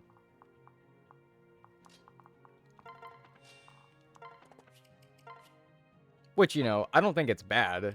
I just think it kind of sucks because sometimes I'll start up a cartoon like what I did with Steven Universe, right? Like, that show went from, look at Steven, he has a belly button gem, oh, he doesn't know how to use his powers, to, oh, by the way, Steven's mom is the entire reason the world is the way it is, and the Earth is gonna explode, and, like, it's kind of like a whiplash thing, right? It's like, whoa, how did we go from silly Steven Universe wanted his cookie cat to, Steven, if you don't learn how to use this shield, everyone you love is gonna die. I'm just like, whoa, that is... I don't know how to process all that. And I think Adventure Time took a similar shift to that as well.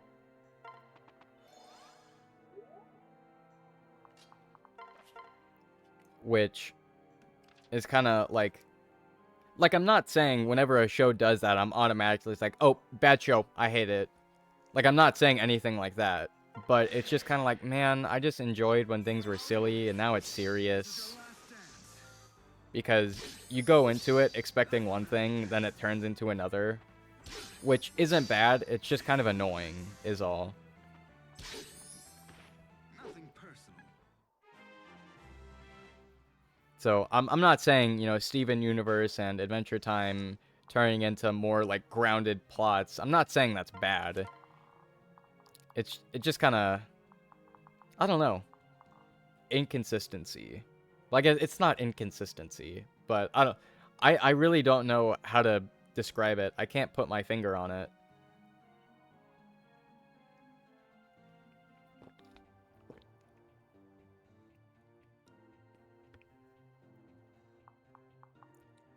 And I don't want to say mildly infuriating, because that's definitely wrong, but...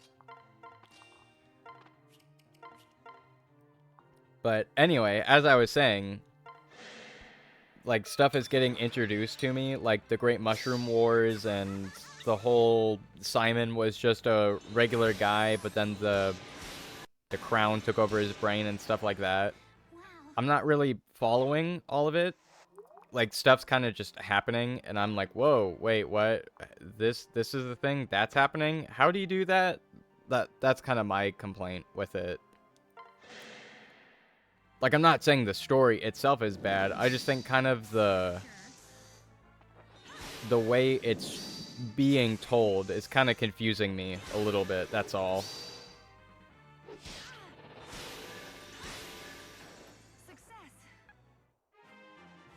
So I'm hoping that as I get later in, like later into season 6 or something, maybe it'll start kind of introducing stuff more naturally, and maybe the flow will feel a little bit better.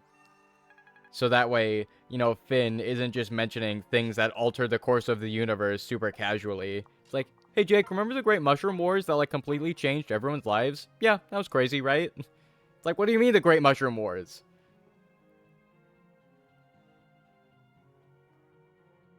They get better? Yeah, I hope so. I would imagine so.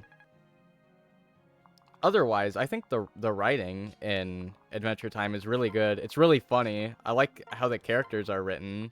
And I think the whole arc about Princess Bubblegum losing her royalty, or, you know, losing her... I don't even know what to call it. Like, not being a princess anymore, just, like, being kind of downgraded into a civilian. Like, I honestly really liked that arc. Like, I'm still in it right now. Like, I don't... And nobody spoiled this for me. Like, she hasn't gotten her royalty back. But I really like that. I think that was really good. I think it's super interesting. So... I'm just kind of assuming that, you know, some of the earlier seasons, the writers are kind of trying to dip their toe in the baby pool, test how cold the water is, and kind of introduce some new things slowly. Which is what I'm assuming. Maybe don't just mention the Great Mushroom Wars out of nowhere, because I don't know what that means. Like, I don't get that. Other than that, I'm enjoying Adventure Time. Because Adventure Time, straight gas. Love that show.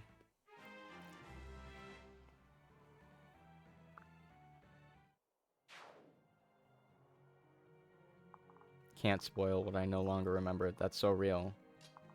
I think Morgan's gonna die here.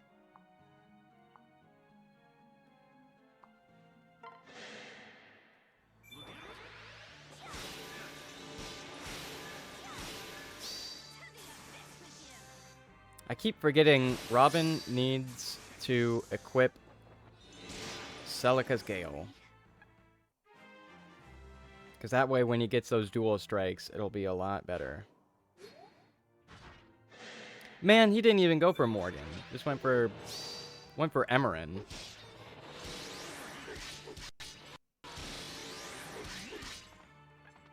Wow. Almost died, too.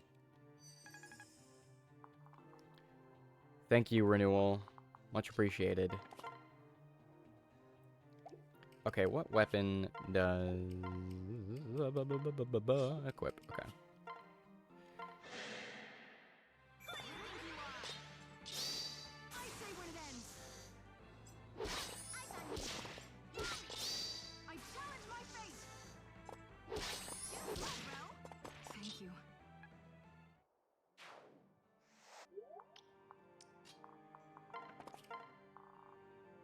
So, I guess while I was on the topic of Adventure Time, something I've been doing recently is kind of just going back and watching cartoons that I used to like when I was a kid.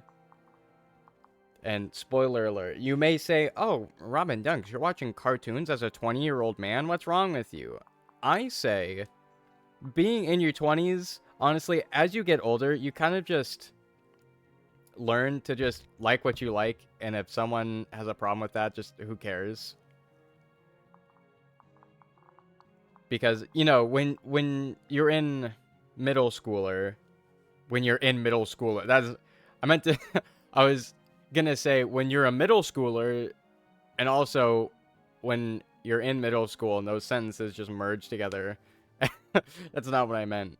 When when you get into middle school and maybe early high school, right? You're kind of like, ew, cartoons. I don't watch cartoons. Cartoons are for babies. Minecraft is stupid. Who cares about Minecraft? Like, you start just purposely ignoring things that you used to like because you wanted to look cool. But then you get older and you're like, oh hey, this cartoon I used to love when I was a kid. This show is so awesome. Like, that's pretty much what I'm doing now. Like, ooh, Anna's sprite got all low quality there. Ooh.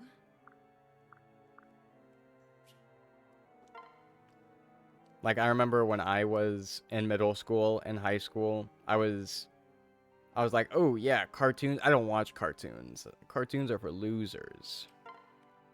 I watch anime like a big boy. So I kind of like didn't watch cartoons. I didn't really interact with some of the stuff I used to like when I was older.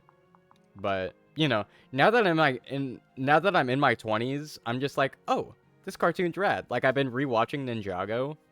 Ninjago, it slaps. It's awesome. To be fair, some of the storytelling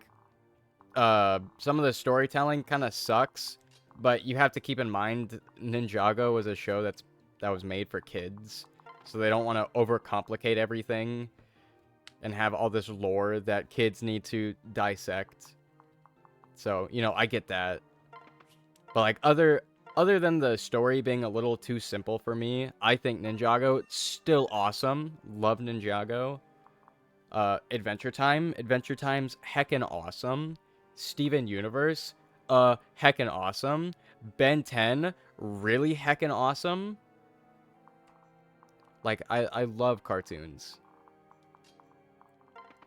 There's this other cartoon on Netflix I want to start watching. It's called, like, Bee and Poppycat, I think. I saw a clip of it on Instagram a few days ago, and it looked really fun. I kind of want to watch it.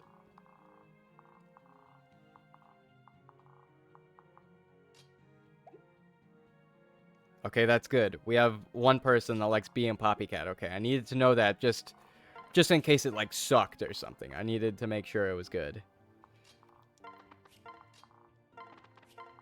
I've also, like, just recently been kind of getting back into some more, like, anime and stuff. Like, to this day, I still haven't watched any anime since I was, like, 17, I think. Like, I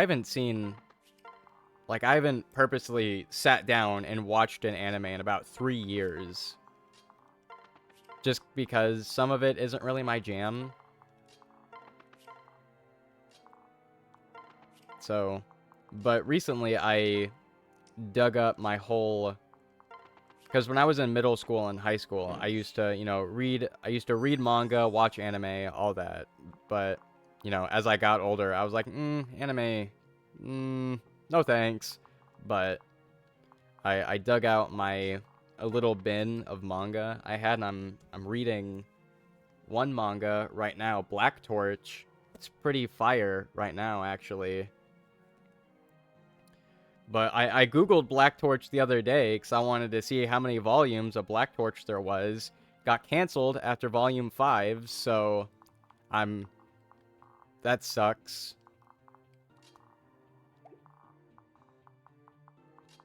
But yeah, with cartoons, I'm totally okay with watching cartoons because cartoons are heckin' awesome. But with anime, it's one of those things where like, I don't like all the fan service they do. Like, I really don't like watching an anime. And I'm like, oh yeah, these guys are fighting the bad guy. They're being best friends. They're learning the power of friendship. This, that, and the other. And then it's like, oh yeah, here's some half-naked cleavage in front of you, by the way. I'm just like, whoa. I'm just here to watch someone fight a guy, not not see all that. So that's what really like makes me not want to watch anime, because all the half-naked women in it just really makes me uncomfortable. So that's why I stopped watching. But maybe in the future I'd kind of like to get back into it a little bit, maybe, because there were some shows that I was watching before I stopped that were actually kind of fire, that were actually super sick. And not only that, but also anime fans, like, most people who watch anime, I'm not gonna group everyone together because I know a lot of people who watch anime are just completely normal people who just watch some anime, move on with their lives. But man, the degenerates, man, they just kind of ruin it, man. Like, oh, what's that? You watched... Oh, I don't even know. What's an anime that everyone talks about waifus in? One Piece. Let's say One Piece. Like, oh, you watch One Piece? Well, who's your waifu in that? It's like, oh, me. I love the orange hair girl. Oh yeah, love her. Oh, I love this girl. Yum yum yum. Oh, she'd be so hot if she was naked all the time. It's like, dude, how can I be expected to be a part of this?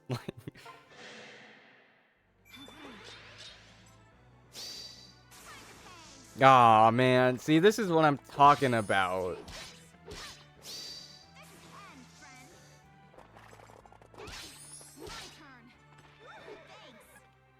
But yeah, because the way I see it is there, if you want to look at some anime boobies, if that's what you're into, good for you, man. As long as they're not hurting anyone, like, I don't care.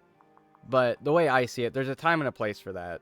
And if I'm just sitting down trying to enjoy the story or the action of an anime, I don't want to be blasted in the face with some girl's, like, breeds. Like, I don't want to see that when I'm just trying to relax and watch my show. So that's why anime is kind of a double thumbs down for me most of the time.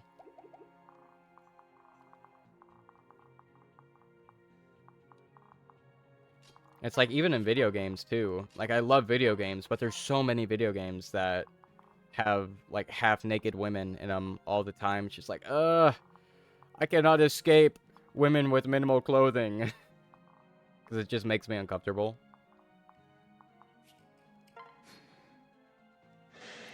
Can't enjoy media anymore. Look what they've done. But maybe in the future, I'll toughen up and just be like, who cares? What's that? That's just straight up hentai I'm watching right now. Whatever, who cares? I'm here for the plot, baby. Like, maybe one day I'll build up a bit of a wall to that. Not like I just won't care, but for now I'm kind of like, not really fond of that.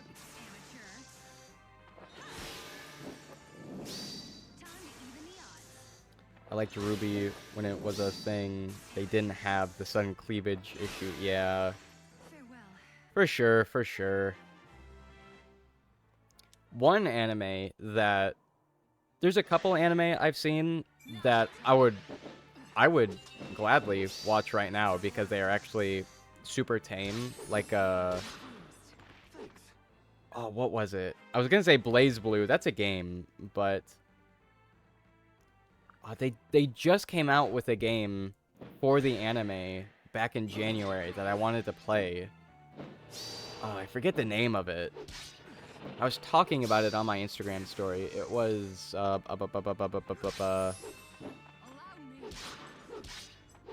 oh wait, I forgot. I actually have the name of the game in my wish list. You can just find the name and then Grand Blue Fantasy. I I remembered before I even looked up the name.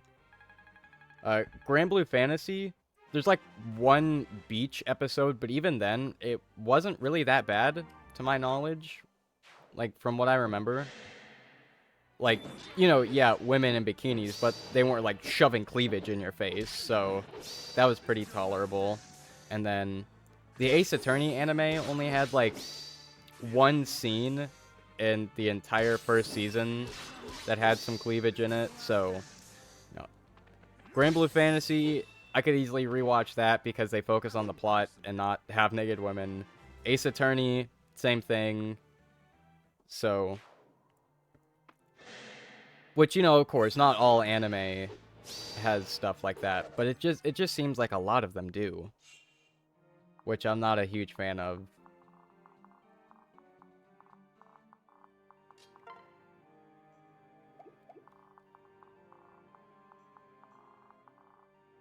But yeah, I've been yapping about that for a little while now. Maybe I should change subjects. Oh, okay. So earlier when I said I had a Reddit story, ooh, the juicy. It's a juicy story. So it's not like anything bad happened or anything. I just kind of don't like Reddit sometimes. Ace Attorney? Heck yeah. I love the Ace Attorney games.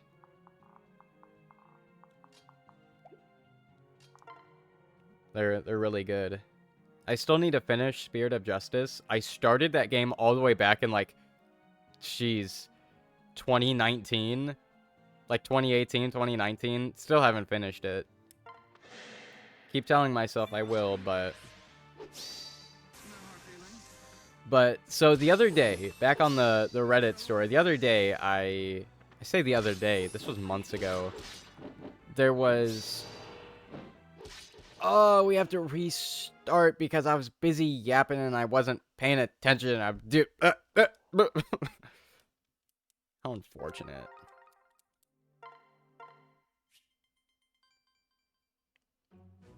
I know. My boy Inigo. He's gone. But a few months ago, I made a Reddit post asking what a song was because I saw a meme that had a song in it and I was like, "Oh, what is this song? It's actually really good." So, I took the meme and posted it on Reddit and was like, "Hey, what's the song? I don't know what this song is. Do any of you guys know?" And there were a few people who were nice about it, and they were like, "Oh yeah, this is the I forget the name of it. But it's like it was the sewer section theme from Final Fantasy VII." It's like, "Oh yeah, here's a link to the song. Here's an hour-long version of the sewer section in Final Fantasy VII." But then there were some other people who were just getting really nasty about it for some reason. They're like, haven't you ever played Final Fantasy VII? You should know what this song is. Go play Final Fantasy VII, kid. You'll know what the song is." And then there were some other people like, just use an app to help you figure out what the song is. You don't need to post it on Reddit. And it's like, dog. Oh no. For some reason, there's always, you know, those Reddit users who just are irritated that you even asked a question. And instead of actually, sometimes they don't even do like it's this. And by the way, you're dumb for not knowing what the, like, I'd appreciate that because at least I got the answer. You got to rip into me. We're both happy out, I guess. But then there are just those people who are like, "You don't know what this is? What's wrong with you? You're so dumb." It's like, okay, but not everyone knows everything, so who cares? So I like Reddit because sometimes I'll Google stuff, like a really specific issue I'm having, and I can't find an answer for it on Google. So it's nice to be able to go to Reddit and just find the answer for it or ask. But it's like, oh my gosh. Sometimes Reddit users just suck. It's like, why can't I just ask a question and you answer it, and then we both move on with our lives? Why do you have to try to rip into me for not knowing something? I know, for real. Genuinely.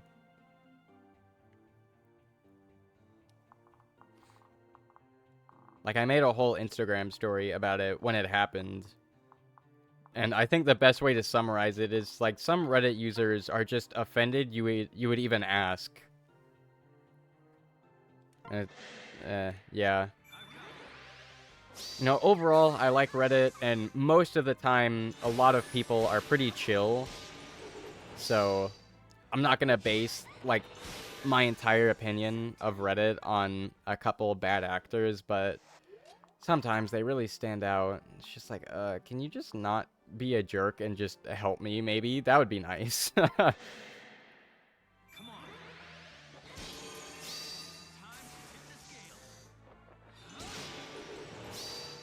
Ooh, Noir dodged, because Noir's a god.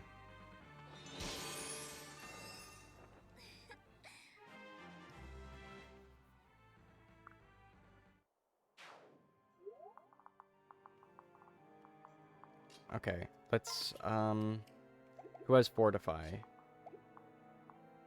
Oh, you have Rescue. Who has Fortify? Who has Fortify? Who has Fortify? You have Fortify. Cool.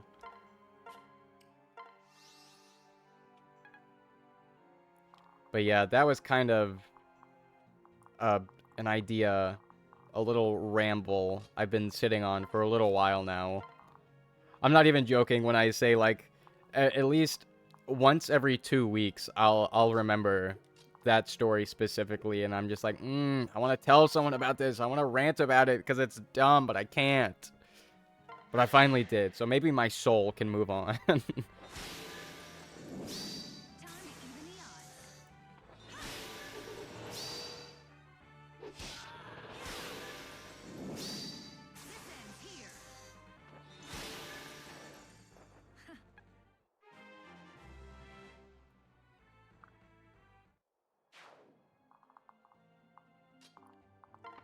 And I'm sure you guys don't need me to tell you that Redditors just kind of overall, sometimes they're a double thumbs down. Because Moist Critical has made a lot of videos talking about, or looking at stories of Reddit users just being kind of jerks.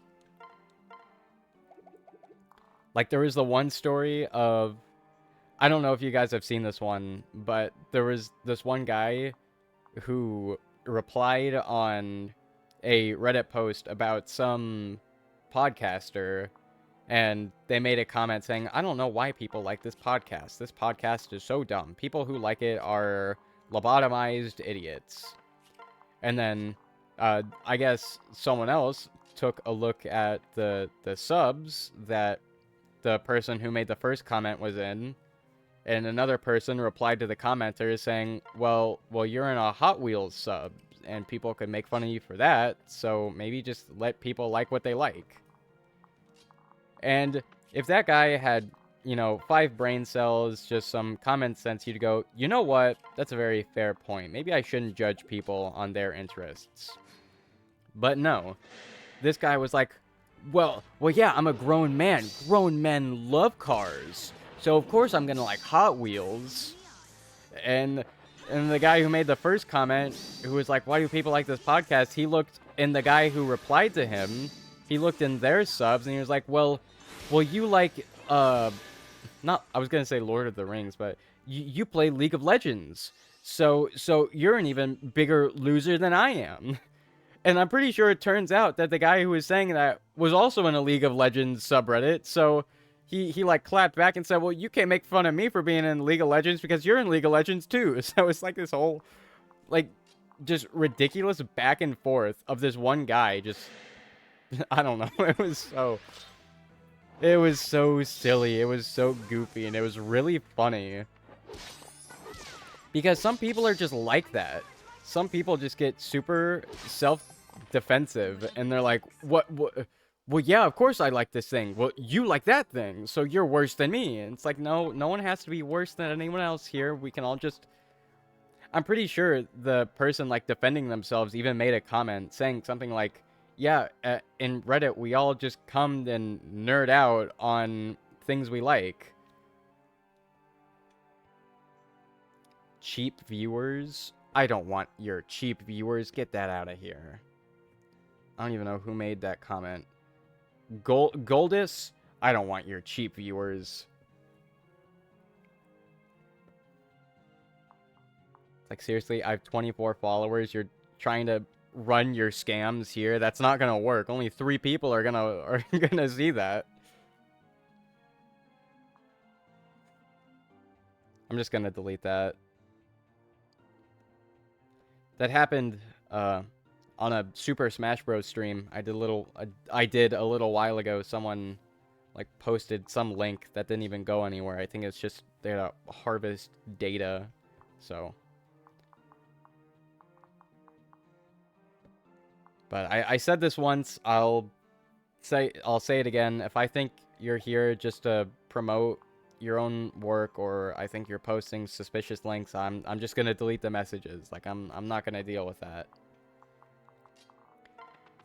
I did a Resident Evil 4 stream a little while ago, and this one person joined, and they were being really nice, pretty pleasant, which I thought was good because no one was watching. So I was like, oh, someone is just here enjoying the stream. How nice.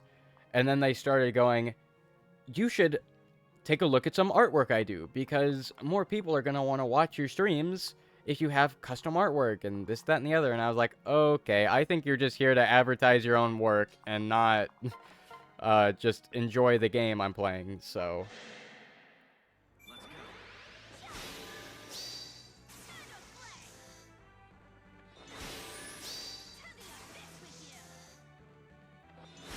they sure do try to shill. Yes, they do. Yes, they do. And of course, there are exceptions to that. Like, if I say something like, oh, it would be so nice if I could find an artist to make this certain art piece I'd like to do for a thumbnail, and someone goes, well, I just so happen to be an artist. Take a look at some of the work I've done. Like, that's different. But if you just come into my stream saying, hey, I make artwork, buy it, I'm like, nah, dude, get out of here. Not having that.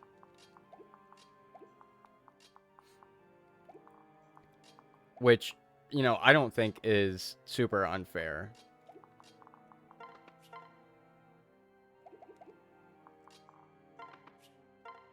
It's one of those things, it's kind of just like a case-by-case basis.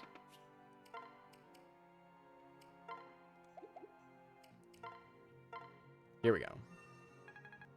But yeah, some people just come in here wanting to, I'm not going to say scam, but wanting to advertise themselves. It's just like, no, stop, it's annoying.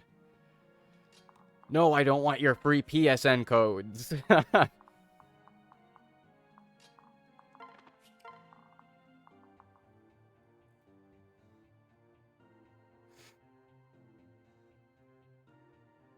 Okay, sorry about that. Answering a text.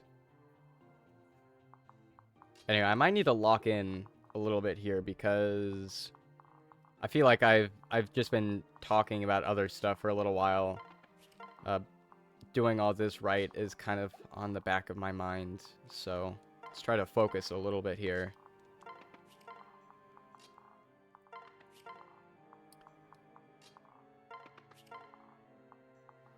One thing I will bring up, just in case anyone asks. Let's take a look. Where's my Lucina? So, for my Lucina, you'll see that I have Luna, which is kind of backwards because most people have Ether. Pretty much everyone, you know, Chrom, Lucina, in my case, Cynthia, whatever other second gen your Chrom has, they'll pretty much all be using Ether, and I can't blame them. It's a really good skill. But the only reason why I prefer Luna over Ether is because Luna has a higher activation rate. Because Luna is, I think, equal skill stat. Yeah, trigger rate equal to your skill stat. So, Chrom has 51 skill, and then Rifle King bumps that up to 61. So 61% chance he'll get Luna. But then Ether is activation rate is equal to I think it was skill stat divided by 2. Yeah. I was trying to think of the way to word that, but the activation rate was equal to skill stat divided by 2. So 61 divided by 2, that's going to be about 30.5, I think. So lower activation rate, obviously. And I think when it comes to Fire Emblem, consistency is important, right? So if most of the time you're able to... Okay, I'm gonna restart my brain here. Two different sentences at once. Yeah, for me, I think consistency is more important because if I'm able to do the same amount of damage all the time, I can plan around that. But if less frequently I can do more if I can do more damage but less frequent, I can't really plan with that because there's more of a random chance to that, and I like being able to plan stuff out a little bit more. So that's why I prefer using Luna over Ether.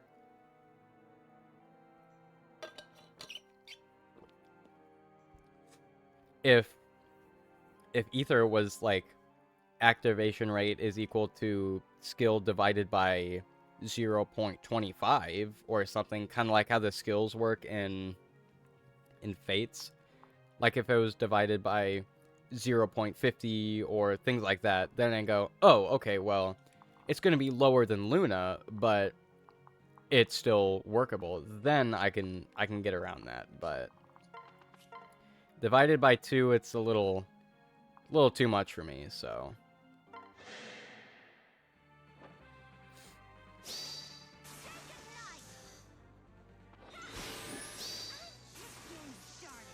Run both? Yeah. I don't think running both is ever a bad idea.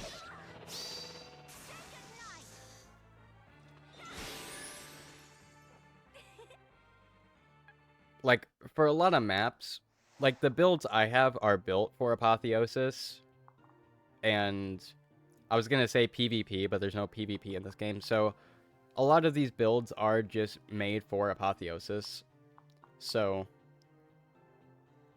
You know, things like all stats plus 2, you're really not gonna need that. Like, for pretty much all paralogs, you're not gonna need all stats plus 2. You're already doing so good.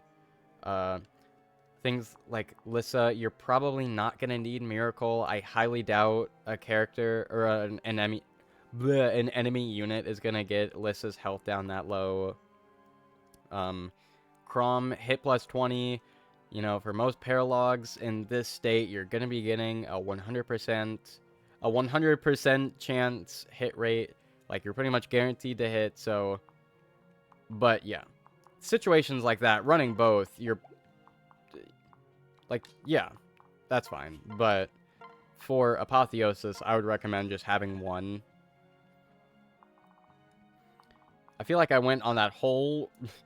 I feel like that was such a useless speech. I feel like I was going in circles just to go in a destination that was unrelated. But yeah. Okay, I guess I'm going to try that again. Most of the time, you can run both. That'll be fine, because you're not going to need all the skills you're not going to need all the skills you have equipped on Apotheosis, right? Like, you don't need a lot of these skills here for more general kinds of maps. But I would say for Apotheosis, just have one offensive skill and focus on some other things. That was better. I think that was a bit better.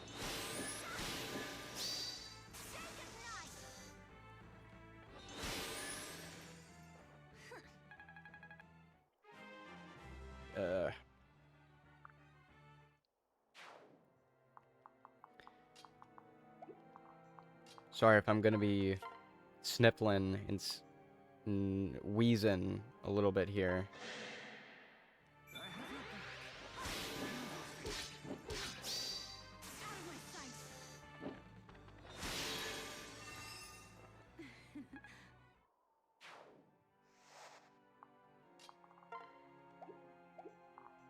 Oh yeah, Morgan. Where is Morgan? Right here, okay. So, yep, we need our physical units. So, let's get Priam. Let's get Crom.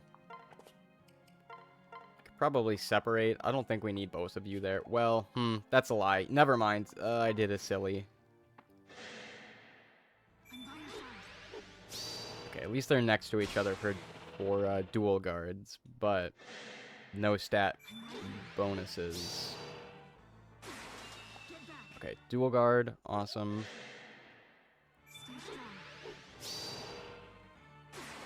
Dual guard, awesome.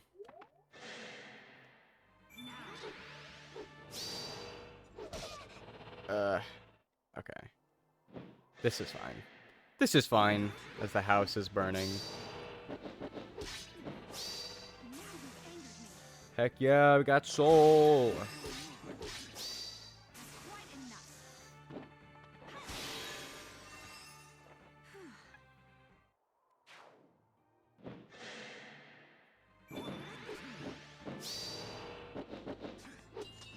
Heck yeah, dual guard.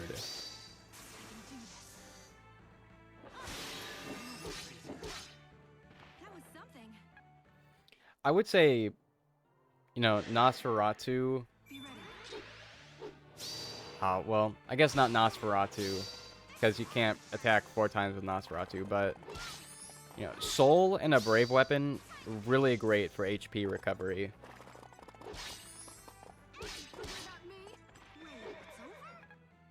Yeah, plus it can carry over with a Versus Knight and Nosferatu. So yeah, you can get really high HP recovery.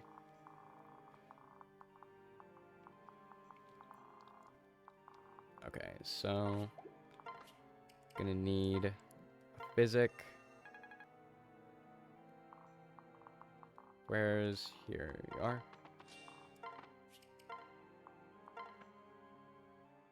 Sheesh, almost been half an hour. Not half an hour, 2.5 hours.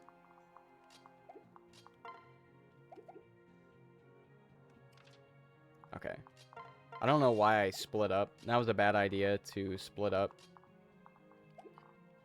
Crom, can you reach? Heck yeah, you can reach. See, that's another busted thing about pair-ups, because you can do pretty much what I just did infinitely, technically, because if you pair up, move, and then you can also transfer the backup unit to other units, so if, you know, if you put your units right, you can have one unit just move all the way through a map, and that's really busted, and I love that.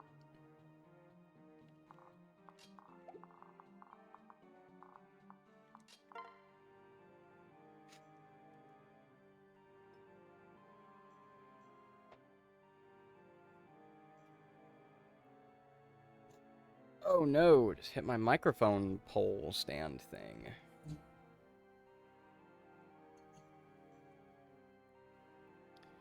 Okay. Please get Luna. Heck yeah.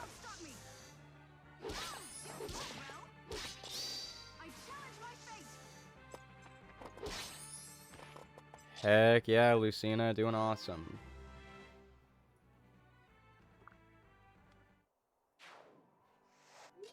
I find it really funny that Lucina came back in time to kill Robin because Robin was Grima. Grima killed Lucina's dad.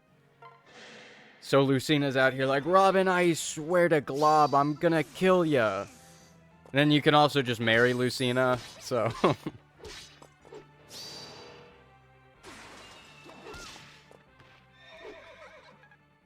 Marriages in this game are silly.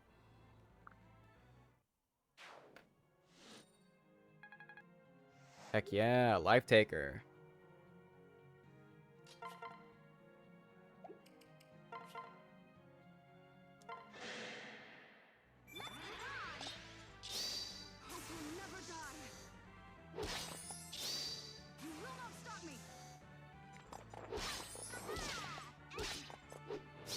Okay, that didn't do a lot of damage.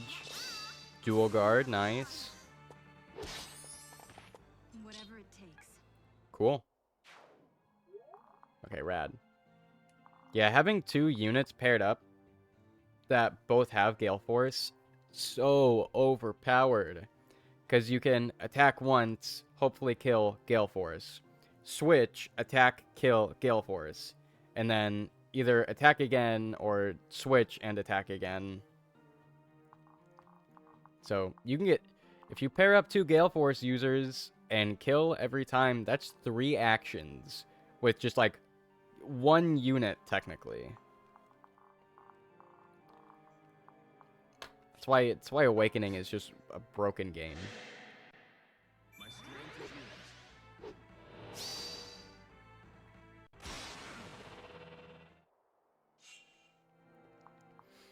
I know, it's so weird how there's marriages like that. The same thing with Cordelia. Because I think there was one support where Cordelia goes, I love you, but I'm gonna talk about Crom. I think it'd be kind of cool with characters like that. Like Tharja and Cordelia, like in their S support. They're just like, yeah, I kind of realized that I like you more than Robin or Crom. So that's kind of like, oh, how heartwarming. They changed lovers. It's even more sad for Cordelia because at least Tharja can S support Robin. Crom can't even talk to Cordelia. Which is even stranger because I feel like Crom should have more S support options than he does. Because he gets Sumia, Sully, Olivia, and Maribel. I think that's it. Let me pull up the complete stats. Let's see, FE 13 complete stats. Okay. Let's see, Lucina, parents, yeah. Avatar, Sully, Sumia, Maribel, Olivia, and Maiden. So it's only, and if you pick male Robin, that excludes 1. So you're really only getting about 5 different options, which isn't that bad. But at the same time, considering everyone else gets about 7, I think that's pretty bad.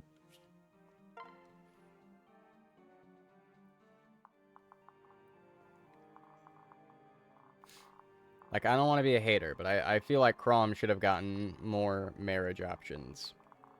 And I vote Cherche and Cordelia as marriage options. Of course, let's keep in mind, they aren't all that great, but still.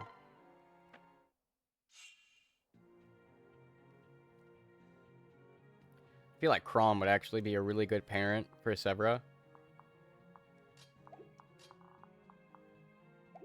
Oh, dude, imagine a Severa with Ether. Insane. Okay, so we need to get up close with some physical units here. No need to get Na, because she can't do anything because of Aegis.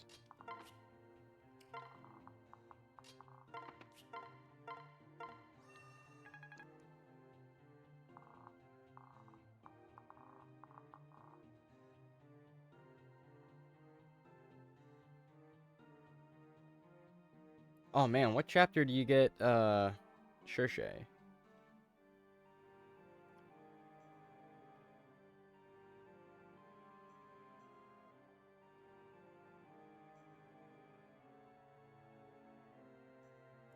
Oh, chapter 12. Yeah, you're so right. You're so right. That would be impossible.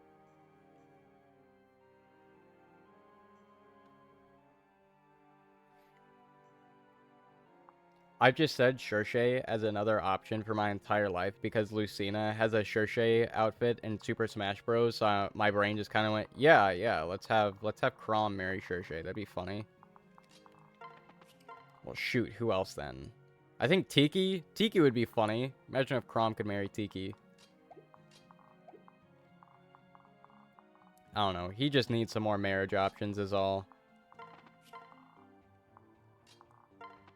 I feel like Cordelia is like a duh, of course.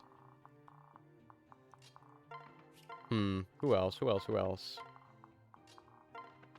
For some reason, Lucina has a Noe outfit, which is just like literally why. I guess you could say that about you could say that about the Shershe outfit as well, but I don't know. Be silly if Chrom could marry Tiki for real. Tiki's just like, hey Chrom, you remind me of Marth. We should bang.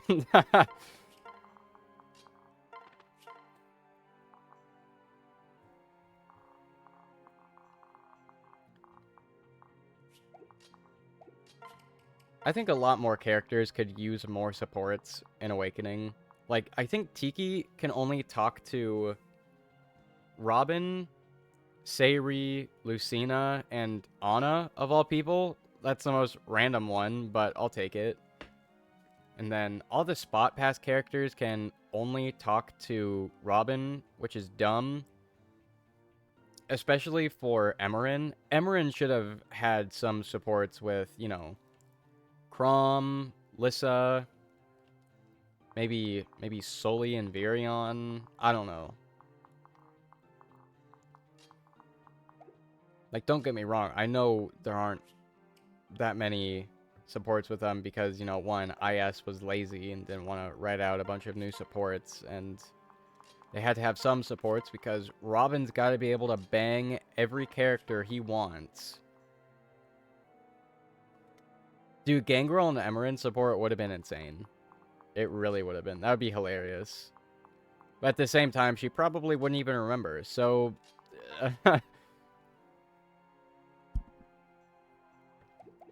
no harm, no foul. That's what I always say.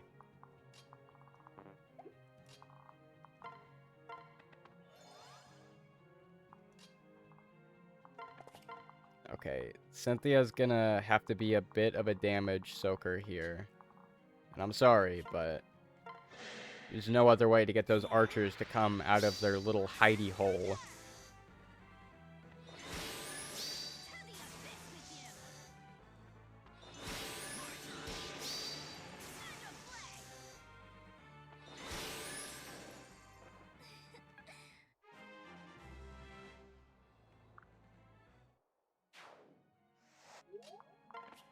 Okay, I'm gonna do this before I forget.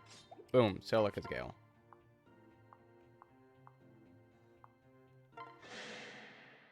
We can do it. Heck yeah, Noir can kill when Robin's got that Celica's Gale equipped. Okay, where is... There's Morgan. Hi, Morgan. We need you to go over there by... I don't even know what class they are. The Bow Knights. I forgot.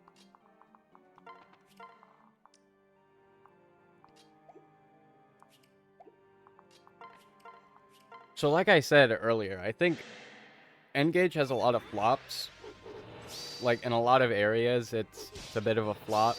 But one thing I think Engage did really, really well was the whole reclass system. Because I like reclassing to just random classes. Because honestly, when you're playing through the main game of Engage, and pretty much, I might be alone in this, when you're playing through the main, like, campaign of any Fire Emblem game, your class kind of doesn't really matter, at least from what I've noticed. It's kind of just, like, up to preference. Like, oh, I want this character to be able to use this weapon, have this much movement, and this class has, like, these kind of stats. Like, that's all fine. But, you know, normally you don't have to worry about that too much. You can kind of just class change into whatever. And, like, as long as you use one Master Seal when you're playing through normal Awakening, like, you're fine. You're good. you're not gonna have any trouble. And then, you know, the skills are kind of pointless too. I just love the way that Engage did it. So, you know, kind of like Three Houses, any unit can be any class. So that's big thumbs up. That gives, you know, a lot of variety and self-expression, I would say. Because I'm replaying Engage right now. My Etier is like a bow knight. My Alir is a swords master. My, you know, yeah, it's just funny. Like, it's just kind of nice to have, you know, all those different options. And be like, you know what? For this run, I want my Alchrist to be a Royal Knight and things like that. It's just fun. It's fun to experiment. It's overall fun. So not only that, but also the skills. I think the way they did the skills was really good and also kind of bad. Because, you know, you have to grind for all the bond fragments, which is really lame. But then I also like that a lot of skills aren't tied to the specific class. So, like, anyone can have Vantage, anyone can have Lunar Brace, anyone can have Reprisal. I don't know if that's how you pronounce it, but, like, any character can have a lot of different skills, and that's just, it's just really nice compared to other Fire Emblem games where it's kind of just like, oh, just use a Master Seal and continue on. Because from what I've played in a lot of Fire Emblem games, is as long as you just promote from their base class, they can get through the rest of the game. And that's fine. And you can do pretty much the exact same thing in Engage, but it's kind of nice that at least you have the option to get a little silly with it. It's like, oh, what's that? My Alir should totally be a Wolf Knight. Just because why not? I can do it. And I really like that.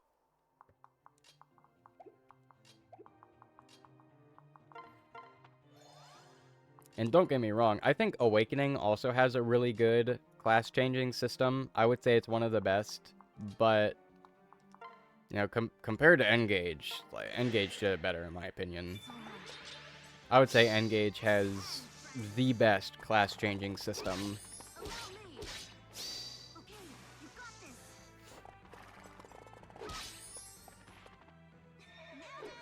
Mostly just because of how easy it is to customize stuff and just kind of do whatever. And I think stuff like that is also really nice for replayability.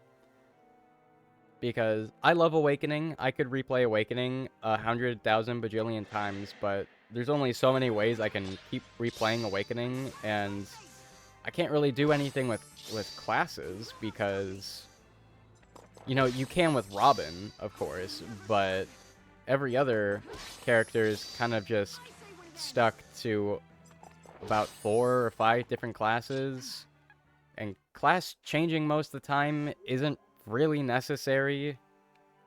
So, and in Engage, I would say it isn't either, so that's kind of a flaw, but at the same time, it's just kind of funny and silly to just do whatever.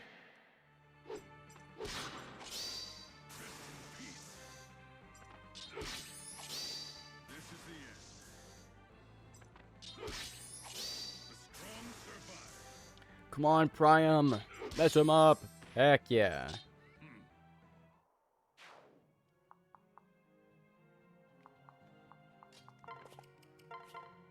Okay, I can't tell. I forget who's done what. Has Cynthia gotten her Gale Force yet? I guess we'll find out.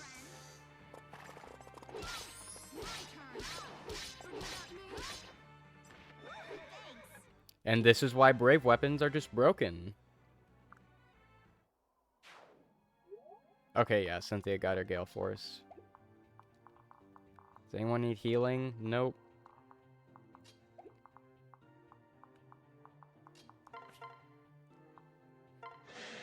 Oh, that was Ruin, not a versus Knight. Even the odds. This ends here. Farewell.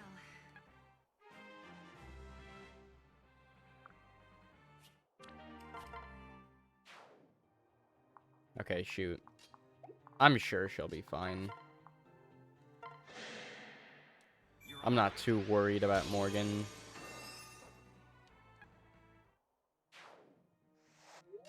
Okay, so Noir has her Gale Force.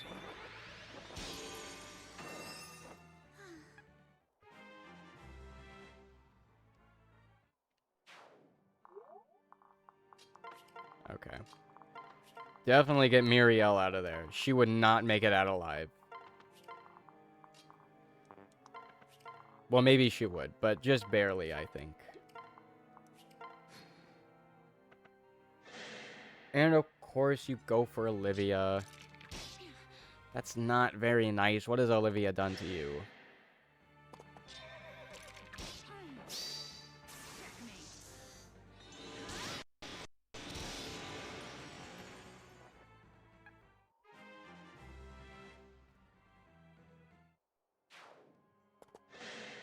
Checkmate.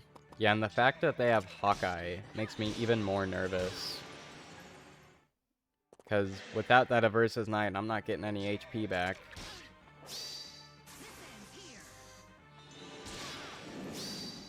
Checkmate. Ruin is a silly weapon. I would say one of the best tomes in the game. Because, you know, 2 range, high crit.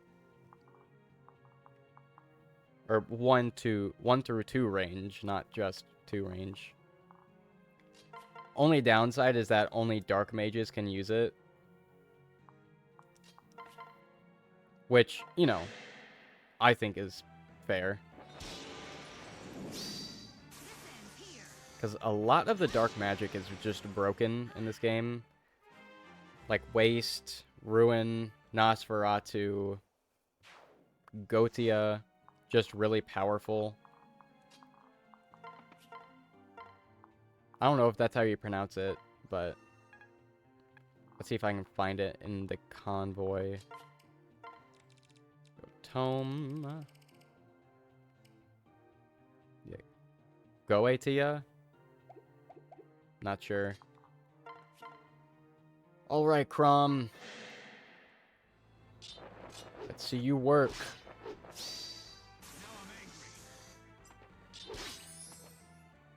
I mean, cool. Could be worse.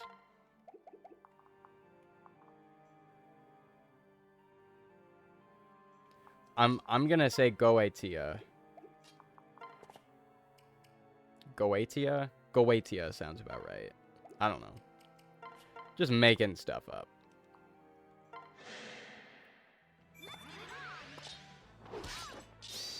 Hope will never die. Good. I know this definitely could be on me for, like, having my mind in the gutter and stuff, but why does Cynthia say, let's get it on? I know she's talking about fighting, but, like, really? How about let's not get it on, Cynthia? How about let's just fight for our lives like we've been doing the entire time?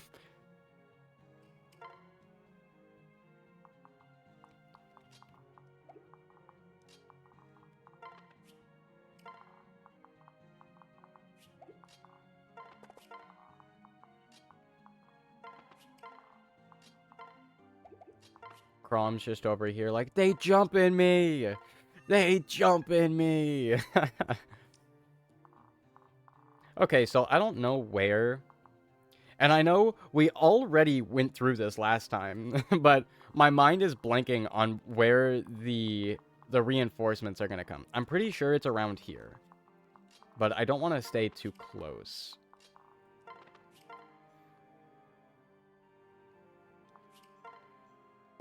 Okay, yeah, this is about where I thought. Okay, so what do... Okay, so we need mages there. So we need mages. You guys can stay, actually. physical units, though we may have to just keep it to mages because that's what's available here. Okay, so you have Aegis, I don't know how to pronounce that word. Has to say some silly line for the hero gimmick. Yeah, I get that. Don't get me wrong. Like, I love it when she says, too slow, bro. Like, that's awesome. But Cynthia, you don't have to say, let's get it on, because then the enemies are going to interpret that maybe not the way you meant, and then this game's rated T for teen. You're going to make it rated R if you keep going the way you're going, Cynthia. So, let's pump the brakes, man. Even though I'm the only one interpreting it that way. That's why I said my mind might just be in the gutter for that one. And I'm confident it is, but the internet has ruined me. I remember when edging was a thing, when everyone was talking about that, and I was like 19, so when everyone started saying that. So I wasn't even that young, I wasn't that naive, but I genuinely had no idea what edging meant. So when I heard everyone talking about edging, my idea was like when you get a haircut and you go get your edges done, like that's edging. So when I saw all these memes, like, bro's edging to this, I would look at that and go, that has nothing to do with haircuts. What are you talking about? And then I found out, and then my day was ruined.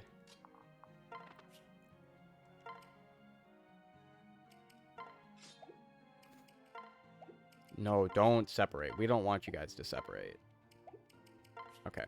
So my idea here is Flavia can still get dual strikes, even if it's a two-ranged encounter.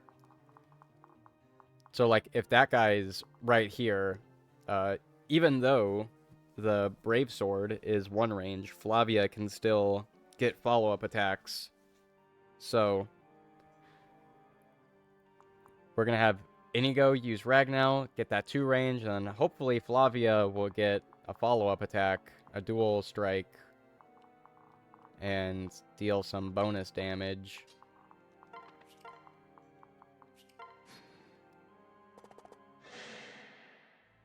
I'm scared.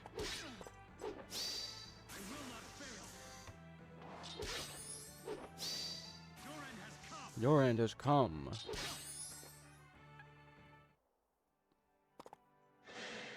Okay.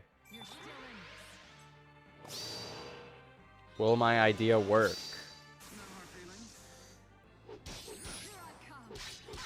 Heck yeah, my idea will work. Because I'm a Fire Emblem Awakening genius. You know how Markiplier calls himself the king of Five Nights at Freddy's? I'm the king of Fire Emblem Awakening. And no one else has claimed that. So I think I'm more than welcome to take that title.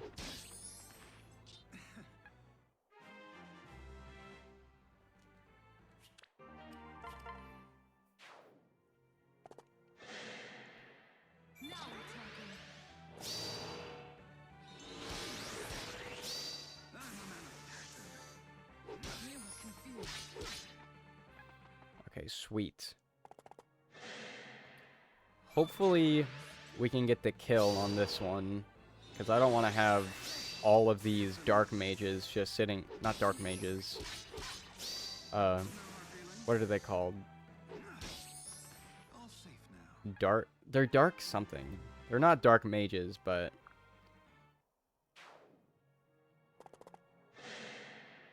Dark knights. That's what they are. So I don't want to have all those dark knights just sitting there.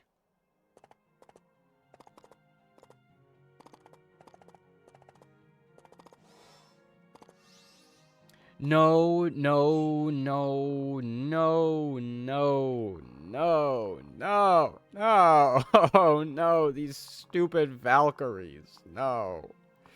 Oh my goodness. Okay, we need some physical units over here.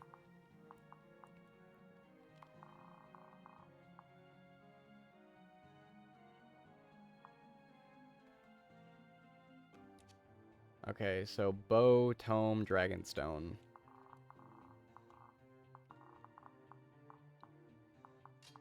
Okay. Kajeli, I guess you're up. Where's Emerin? I could really use a wish right now.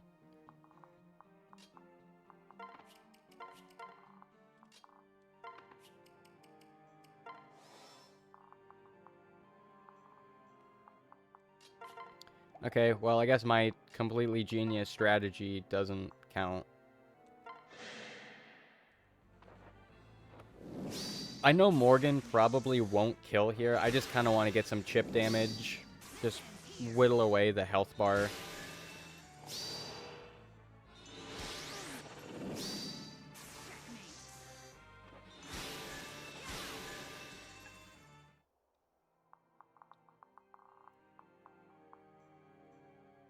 See, this is what I mean when I say things get confusing. Let's have Priam just try and solo this as well. Let's see. You guys have Pavice, so need a magic user over here. Severa, you're a magic user, right?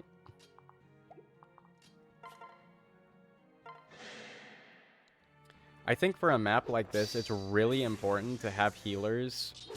You know, no duh. But having a lot of healers, too, because things can go wrong pretty fast. Like, realistically, I could probably get away with having just 1 or 2, maybe 3, but how many do I have? 1, 2, 3, 4. You have about 4 right now? Yep.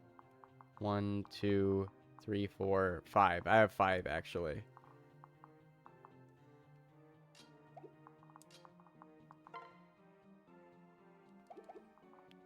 Actually, we'll let you kill so you can get that, the Gale Force with it.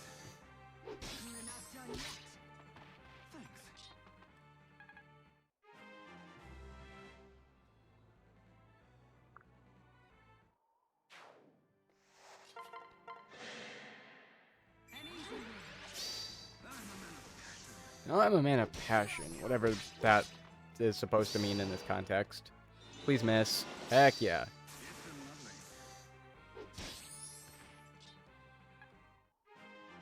I hope someone makes a mod where they replace the like the missing sound effect in Awakening with like the miss from Mario Party 1. That'd be hilarious.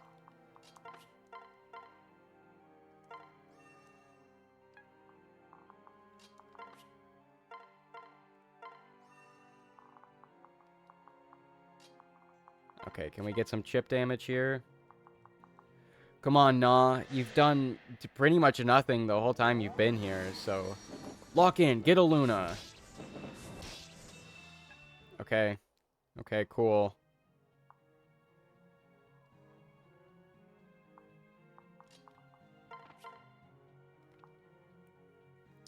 Ooh, Noir. Well, Robin does have that Celica's Gale equipped, so as long as we can get a dual strike, we should be okay.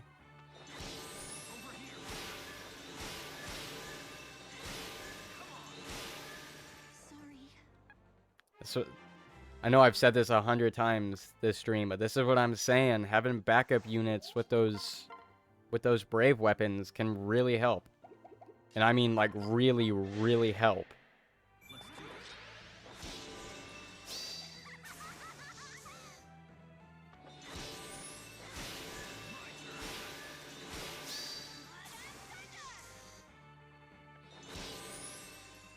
Okay, well. That's okay. Owain can finish this off.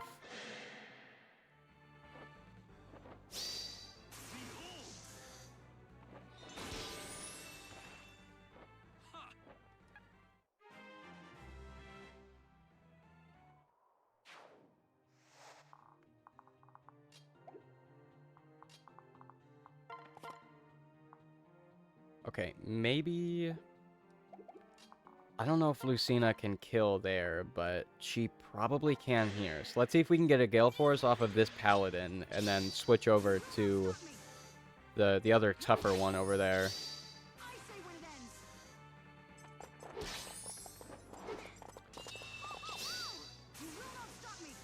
Cynthia. Okay, Thank you. cool. And let's switch over to Cynthia. Maybe Cynthia can activate her Gale Force by killing here.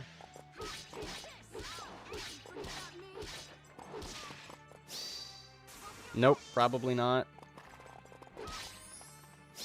Okay, you got this. Aw. Uh-oh, there goes Lucina's Brave Sword. It's okay, we have some in the convoy.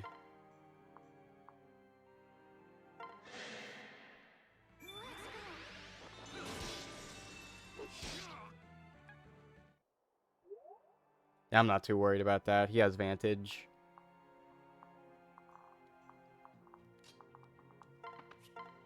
I'm gonna heal anyway because the last thing I want is for one of my units to die. Right. This is your last dance. No hard feelings. Aw, man. Now those Valkyries are gonna heal.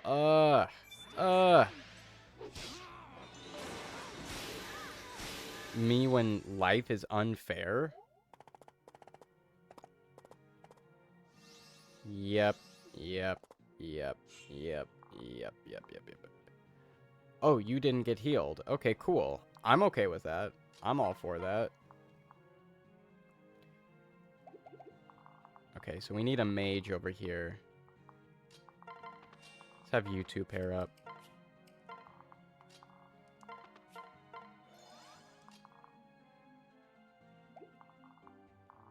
And you guys still can't reach. Oh my goodness. Okay, let's see. Let's versus knight. Versus knight. Then keep Prime over here. Because he's not really going to do all that much damage, so why even bother? Then we'll do a rally right here, and you guys are approaching, so cool. Go ahead.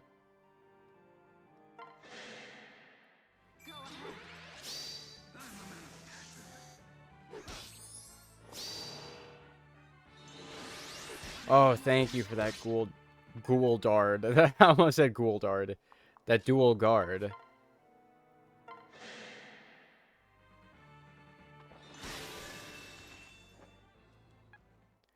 Solid work, Morgan. I love pink-haired Morgan, though. She's so awesome. Normally, she'd have blue hair, but she has pink hair because I hacked the game. Okay, let's see. Convoy. Brave Sword.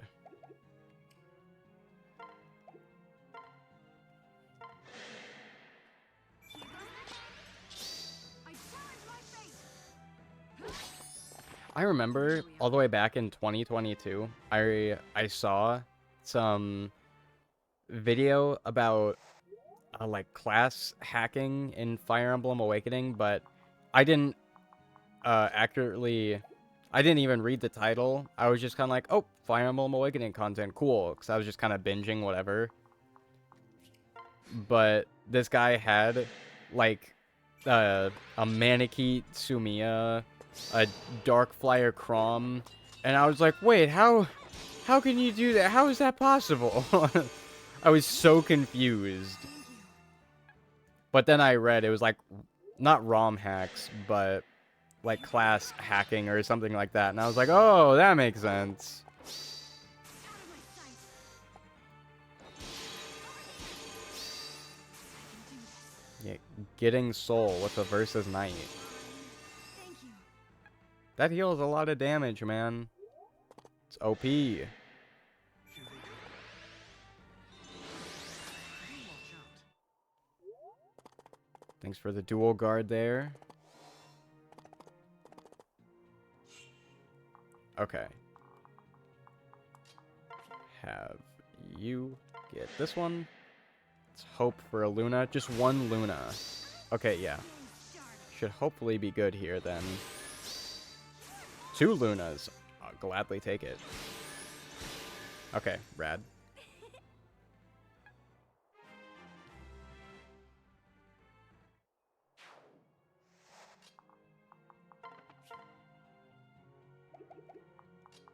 Okay, I know Cordelia is not going to kill here no matter what. So what we'll do... Yeah, get some chip damage here because you have Tomahawk, so you're going to be able to attack back. So, Soul versus Knight. It's going to be awesome. Okay, didn't get Soul. Not really a fan of that.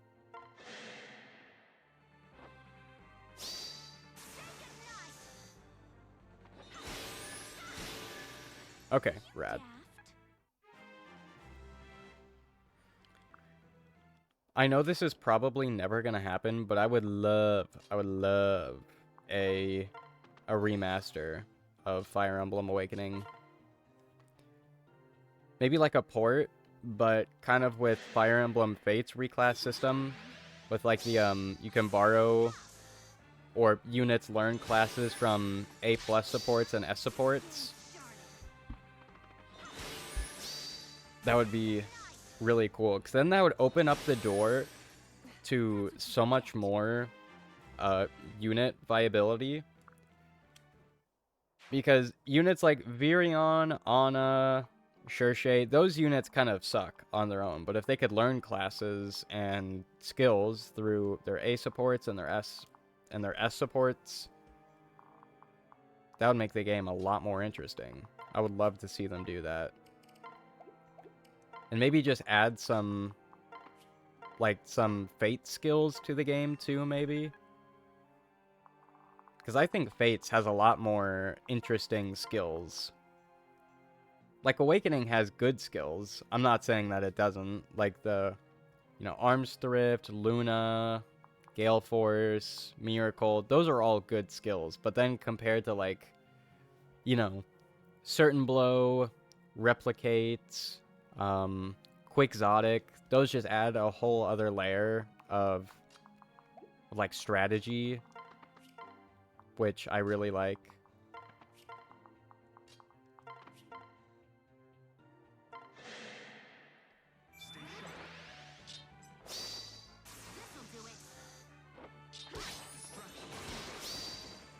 That's true. That's true. That's true.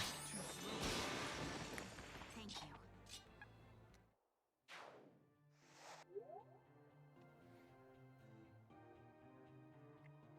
Because the only characters that Ana can talk to is Robin and Tiki. But, still, Ana could still get an A+ support from Tiki. I know in Fates, exclusive classes don't carry over. So, like, as Corrin, you can't just A+, Kaden or something to get the Kitsune class. It turns into On Miyoji or something. So, they could probably do something similar for Manakete and the Togwell. Forgot their name. Who's next?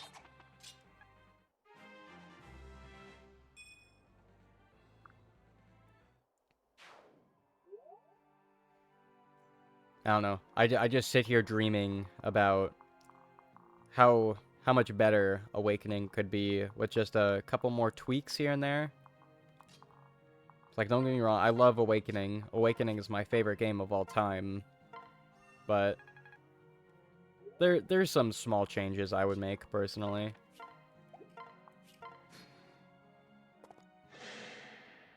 Your victory is clear. You watch out. Do you have Ragnell? Ah, don't have Ragnell equipped.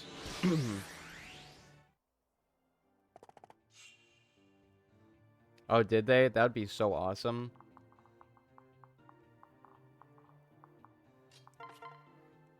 I just get all my mods from Game Banana, so I'm not even fully aware of like the gigantic vast world of Fire Emblem Awakening mods. This is the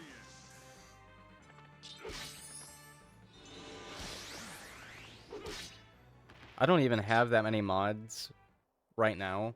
I have like a Super Robin, which completely buffs up all of Robin's stats. I have a like a skill that's all procs will always activate. That's kind of a funny mod. That could be interesting. Could make life a little bit easier for some maps. And then I have an infinite movement mod. All weapons have one durability mod, and that includes things like the falchion, which is hilarious. And then I have a randomizer, of course, because, you know, gotta have a randomizer.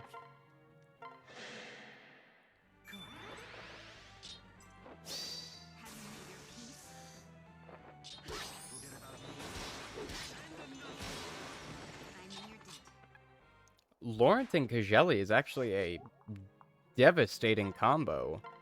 I'm not gonna lie.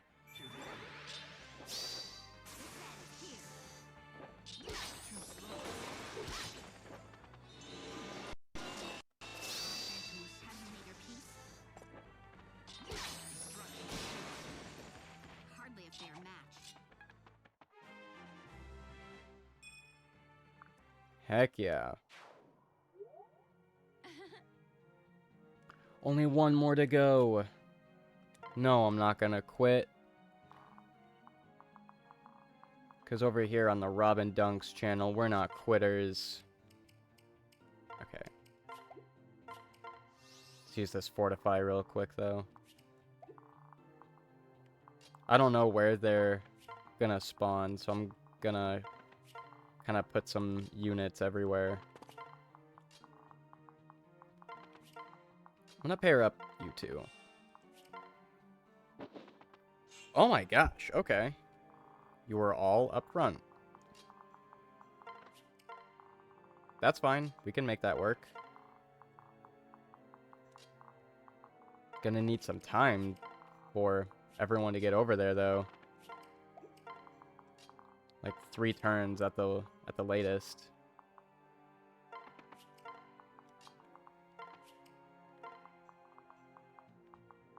I should see if I can kind of clump everyone together so then Emeren can get this rally.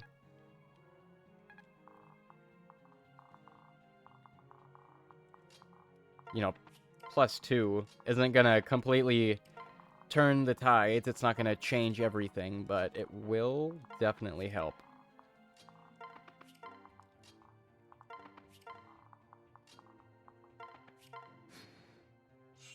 Okay, no, they don't approach quite yet. Which is good. Okay, guys, let's just kind of surround Emeren.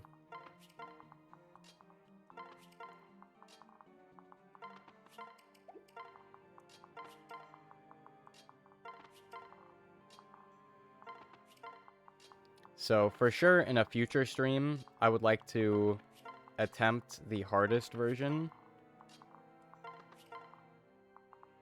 Because, you know, of course, there's an even harder version of Apotheosis. Which I would love to do.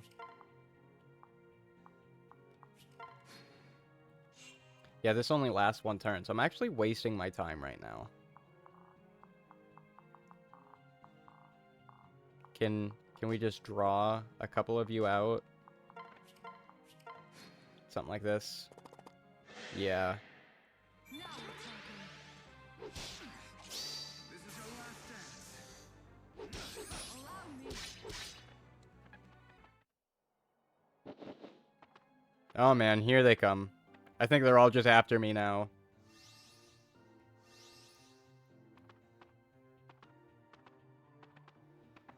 Ruh-roh. I'm just gonna skip. I don't really think they can... Oh my gosh. I can kind of almost put them in a choke point a little bit here.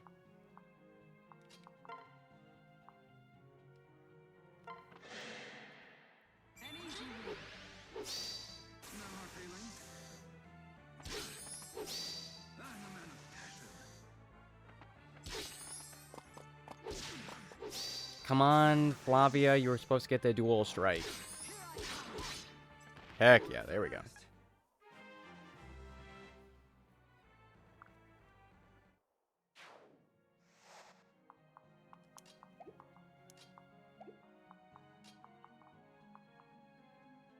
Okay, yeah, so need a physical unit. Let's get let's get Kajeli and Lauren in here. Let's staff, no, item, here we go. Equip her Excalibur, get some of that bonus damage. This'll do it. Have you made your peace? Nice, awesome, okay. I was kind of just banking on some dual strikes there. I had a feeling Kajeli might not actually kill, but dual strikes help out a lot.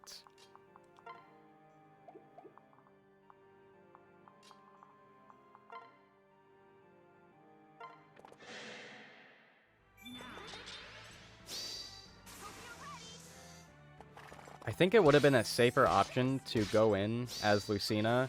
Also would have been a good idea to equip Lucina's Brave Sword. Shoot. Okay. Kajeli and Laurent kind of pair up. Oh my gosh, can't read. Kajeli, Laurent pair up kind of broken. I know, that's what I'm saying. They're just too good. Okay. I did. I mean, I guess that's fine. That works, yeah, totally. Oh man, I kind of just fudged everything up. Oh man, okay, I kind of wish I actually didn't do that. Shoot. Shooty poopy. That's okay. You up device, so we need a magic user here. Can I go now?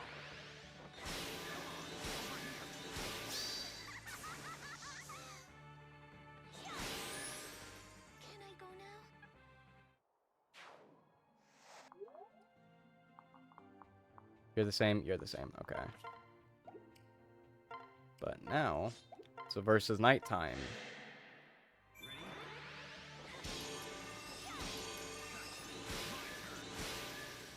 Yes, thank you, Robin, for having a brave weapon. Okay, might be time to do some healing. But it might also be time to completely ignore that for something different, so. Okay, let's do this. I might need to go near Crom with Cynthia so I can get another Brave Sword out of the convoy. Because now that Cynthia just did that dual strike, her Brave Sword broke. So.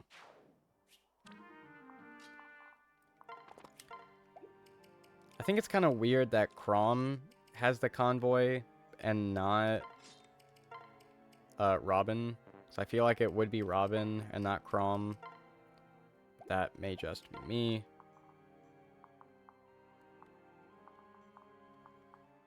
You know, I'm just now starting to realize that I think for at least this version of Apotheosis, it's not even... It's honestly just better to have mostly brave weapons. Like, I didn't even need the Armor Slayer or the Killing Edge for Kajeli. And same thing with Cynthia and Crom. Like, I think brave weapons are just the way to go for this.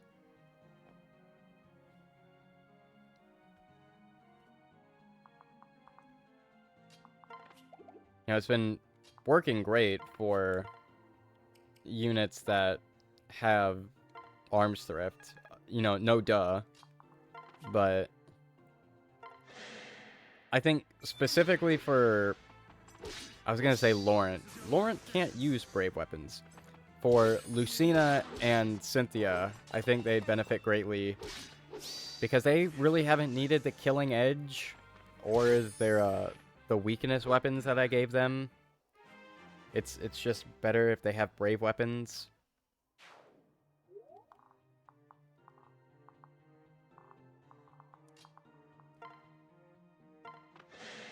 But whatever, it's fine, it's fine.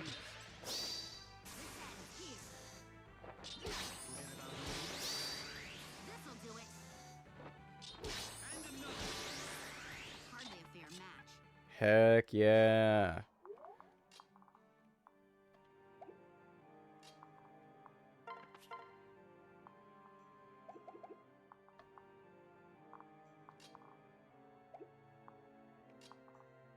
Okay, I'm gonna pair up these two just so Morgan can actually make it over here.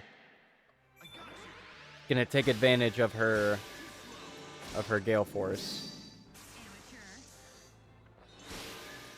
One thing that I like just now remembered is sometimes I'll see people talk about making, like, unironically making their Morgan a rally bot, and I'm just sitting here like, no. Out of all the units to make a rally bot, Morgan is not the one you want to do that with. Because Morgan is the best unit in this game pretty much all the time, because, you know, she has second-gen stat modifiers and access to every class in the game. So, like, it's almost impossible to mess up Morgan. But I see people saying, I'm gonna make her a rally bot. I'm like, stop. No rally bot. Rally bot bad.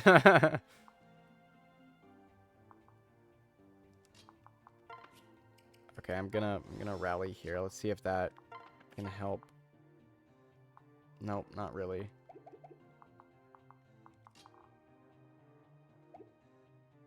But rally bot silly, that is true. Rally bots are nice, but I think they only work for certain kinds of characters without... Yeah, they only work for certain kinds of characters, because otherwise you're just kind of wasting potential. And that's like the last thing you want to do. Last thing you'd want, your Burger King burger, someone else's foot fungus.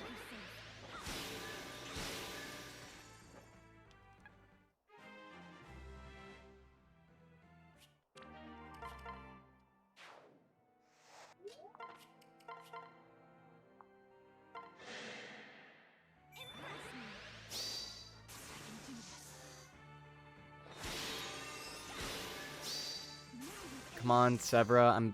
I'm banking on... Yes, here we go. Awesome. That was something. Cordelia couldn't kill, then I couldn't get a Gale Force, and that would have made me sad. Is that a versus knight? Yes, it is. And then Cordelia still... Oh, I didn't see you had Aegis. I wouldn't have done that if I'd known you had Aegis.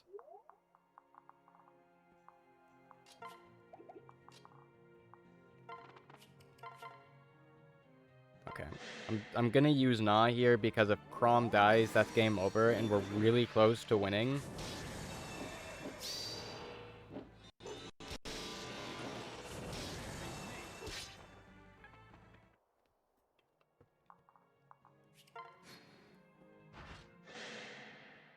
Okay. Yeah, Morgan should be okay. Dual guard? No. It's okay. Versus Knight, though.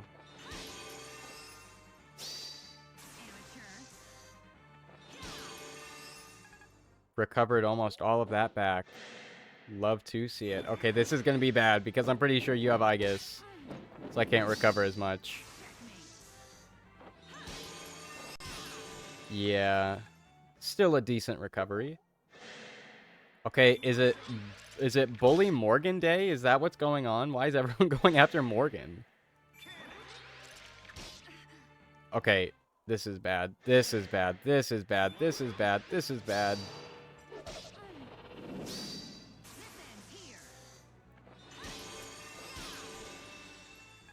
Okay. Brady, okay. I know I said I was gonna reset whenever a unit dies, but we're so close. I think we can do this without Morgan.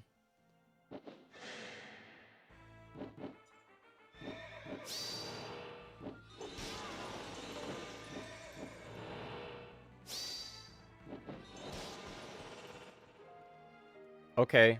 I guess killing 2 units is what the game wanted.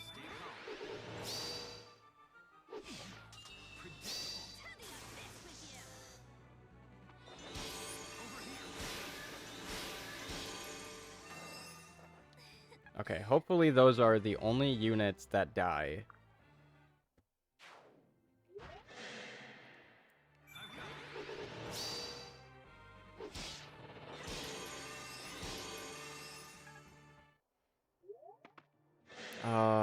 Shoot.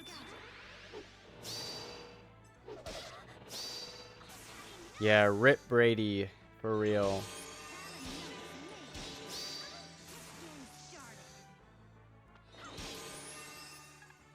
No dual strike from Cordelia. Yep, that's what I didn't want you to do. For this phase, I wanted everyone to kill as soon as they came on contact, so then I'd have less HP to whittle down, but whatever. Whatever, it's fine. I don't care. I don't care. It's fine.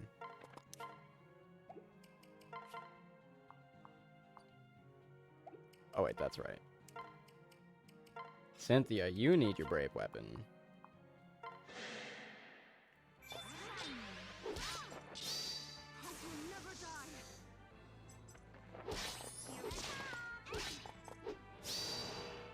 Please miss. Okay, whatever, that's fine. You'll be okay. You have my gratitude. Okay. You'll get pretty low.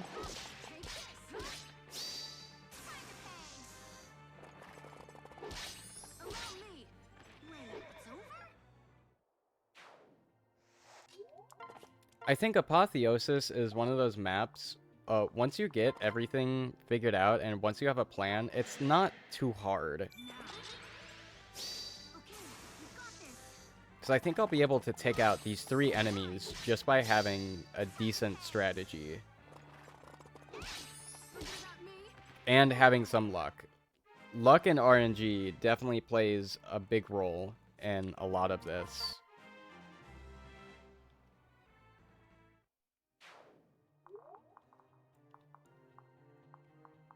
Like, more than I'm willing to admit. Do you have Aegis? No, have ice, so we're safe. That's Celica's Gale again. Hopefully proc a couple Lunas. Or just some dual supports. Dual guards. Not dual attacks, dual strikes, dual whatever. Robin hit. That's all we need.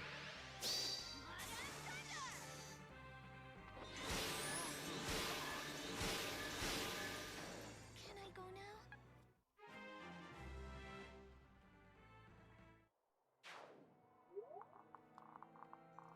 Like, yeah, we're cleaning up pretty good here, honestly.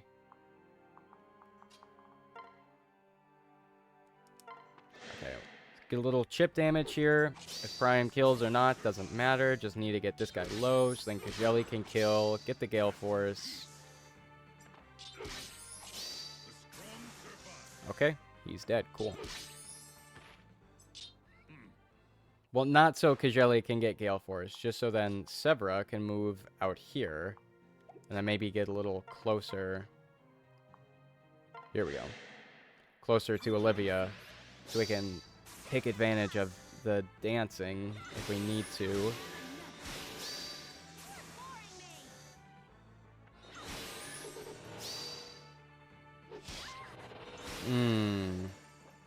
That's a lot of damage. More than I want.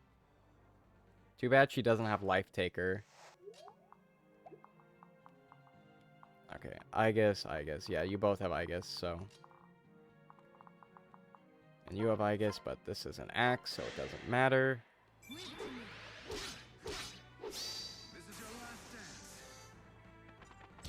Dual strike. Heck yeah.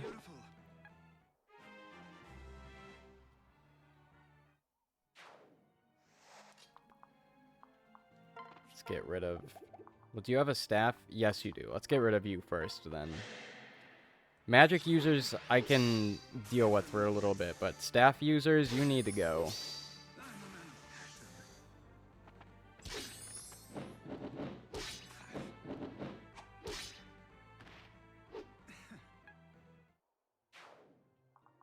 Alright, rad. Let's dance on Priam. Okay. Get a little bit closer.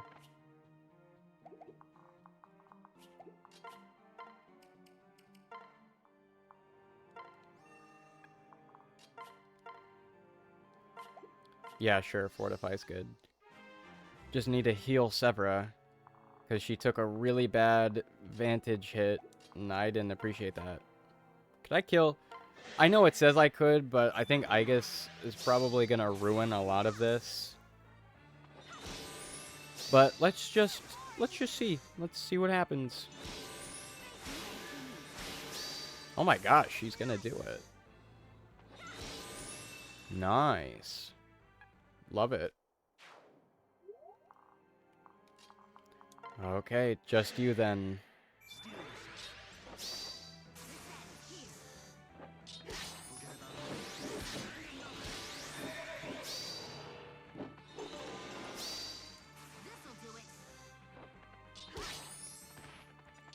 Alright, that should be it. Oh wait, no, there's this guy. Just because I want I want Na to feel useful. Oh. Well, why are you attacking Noir? Are you dead? No, okay. How much health? 7 health. Okay, I want Na to get a kill. Just because I haven't used Na. And I feel bad. There you go, Na. You were useful. Great job. Round of applause. Doing great. And you even got a level up. Not that it really matters, because level ups don't do anything, so your stats are maxed. But yeah, we won all 5 battles. Ooh.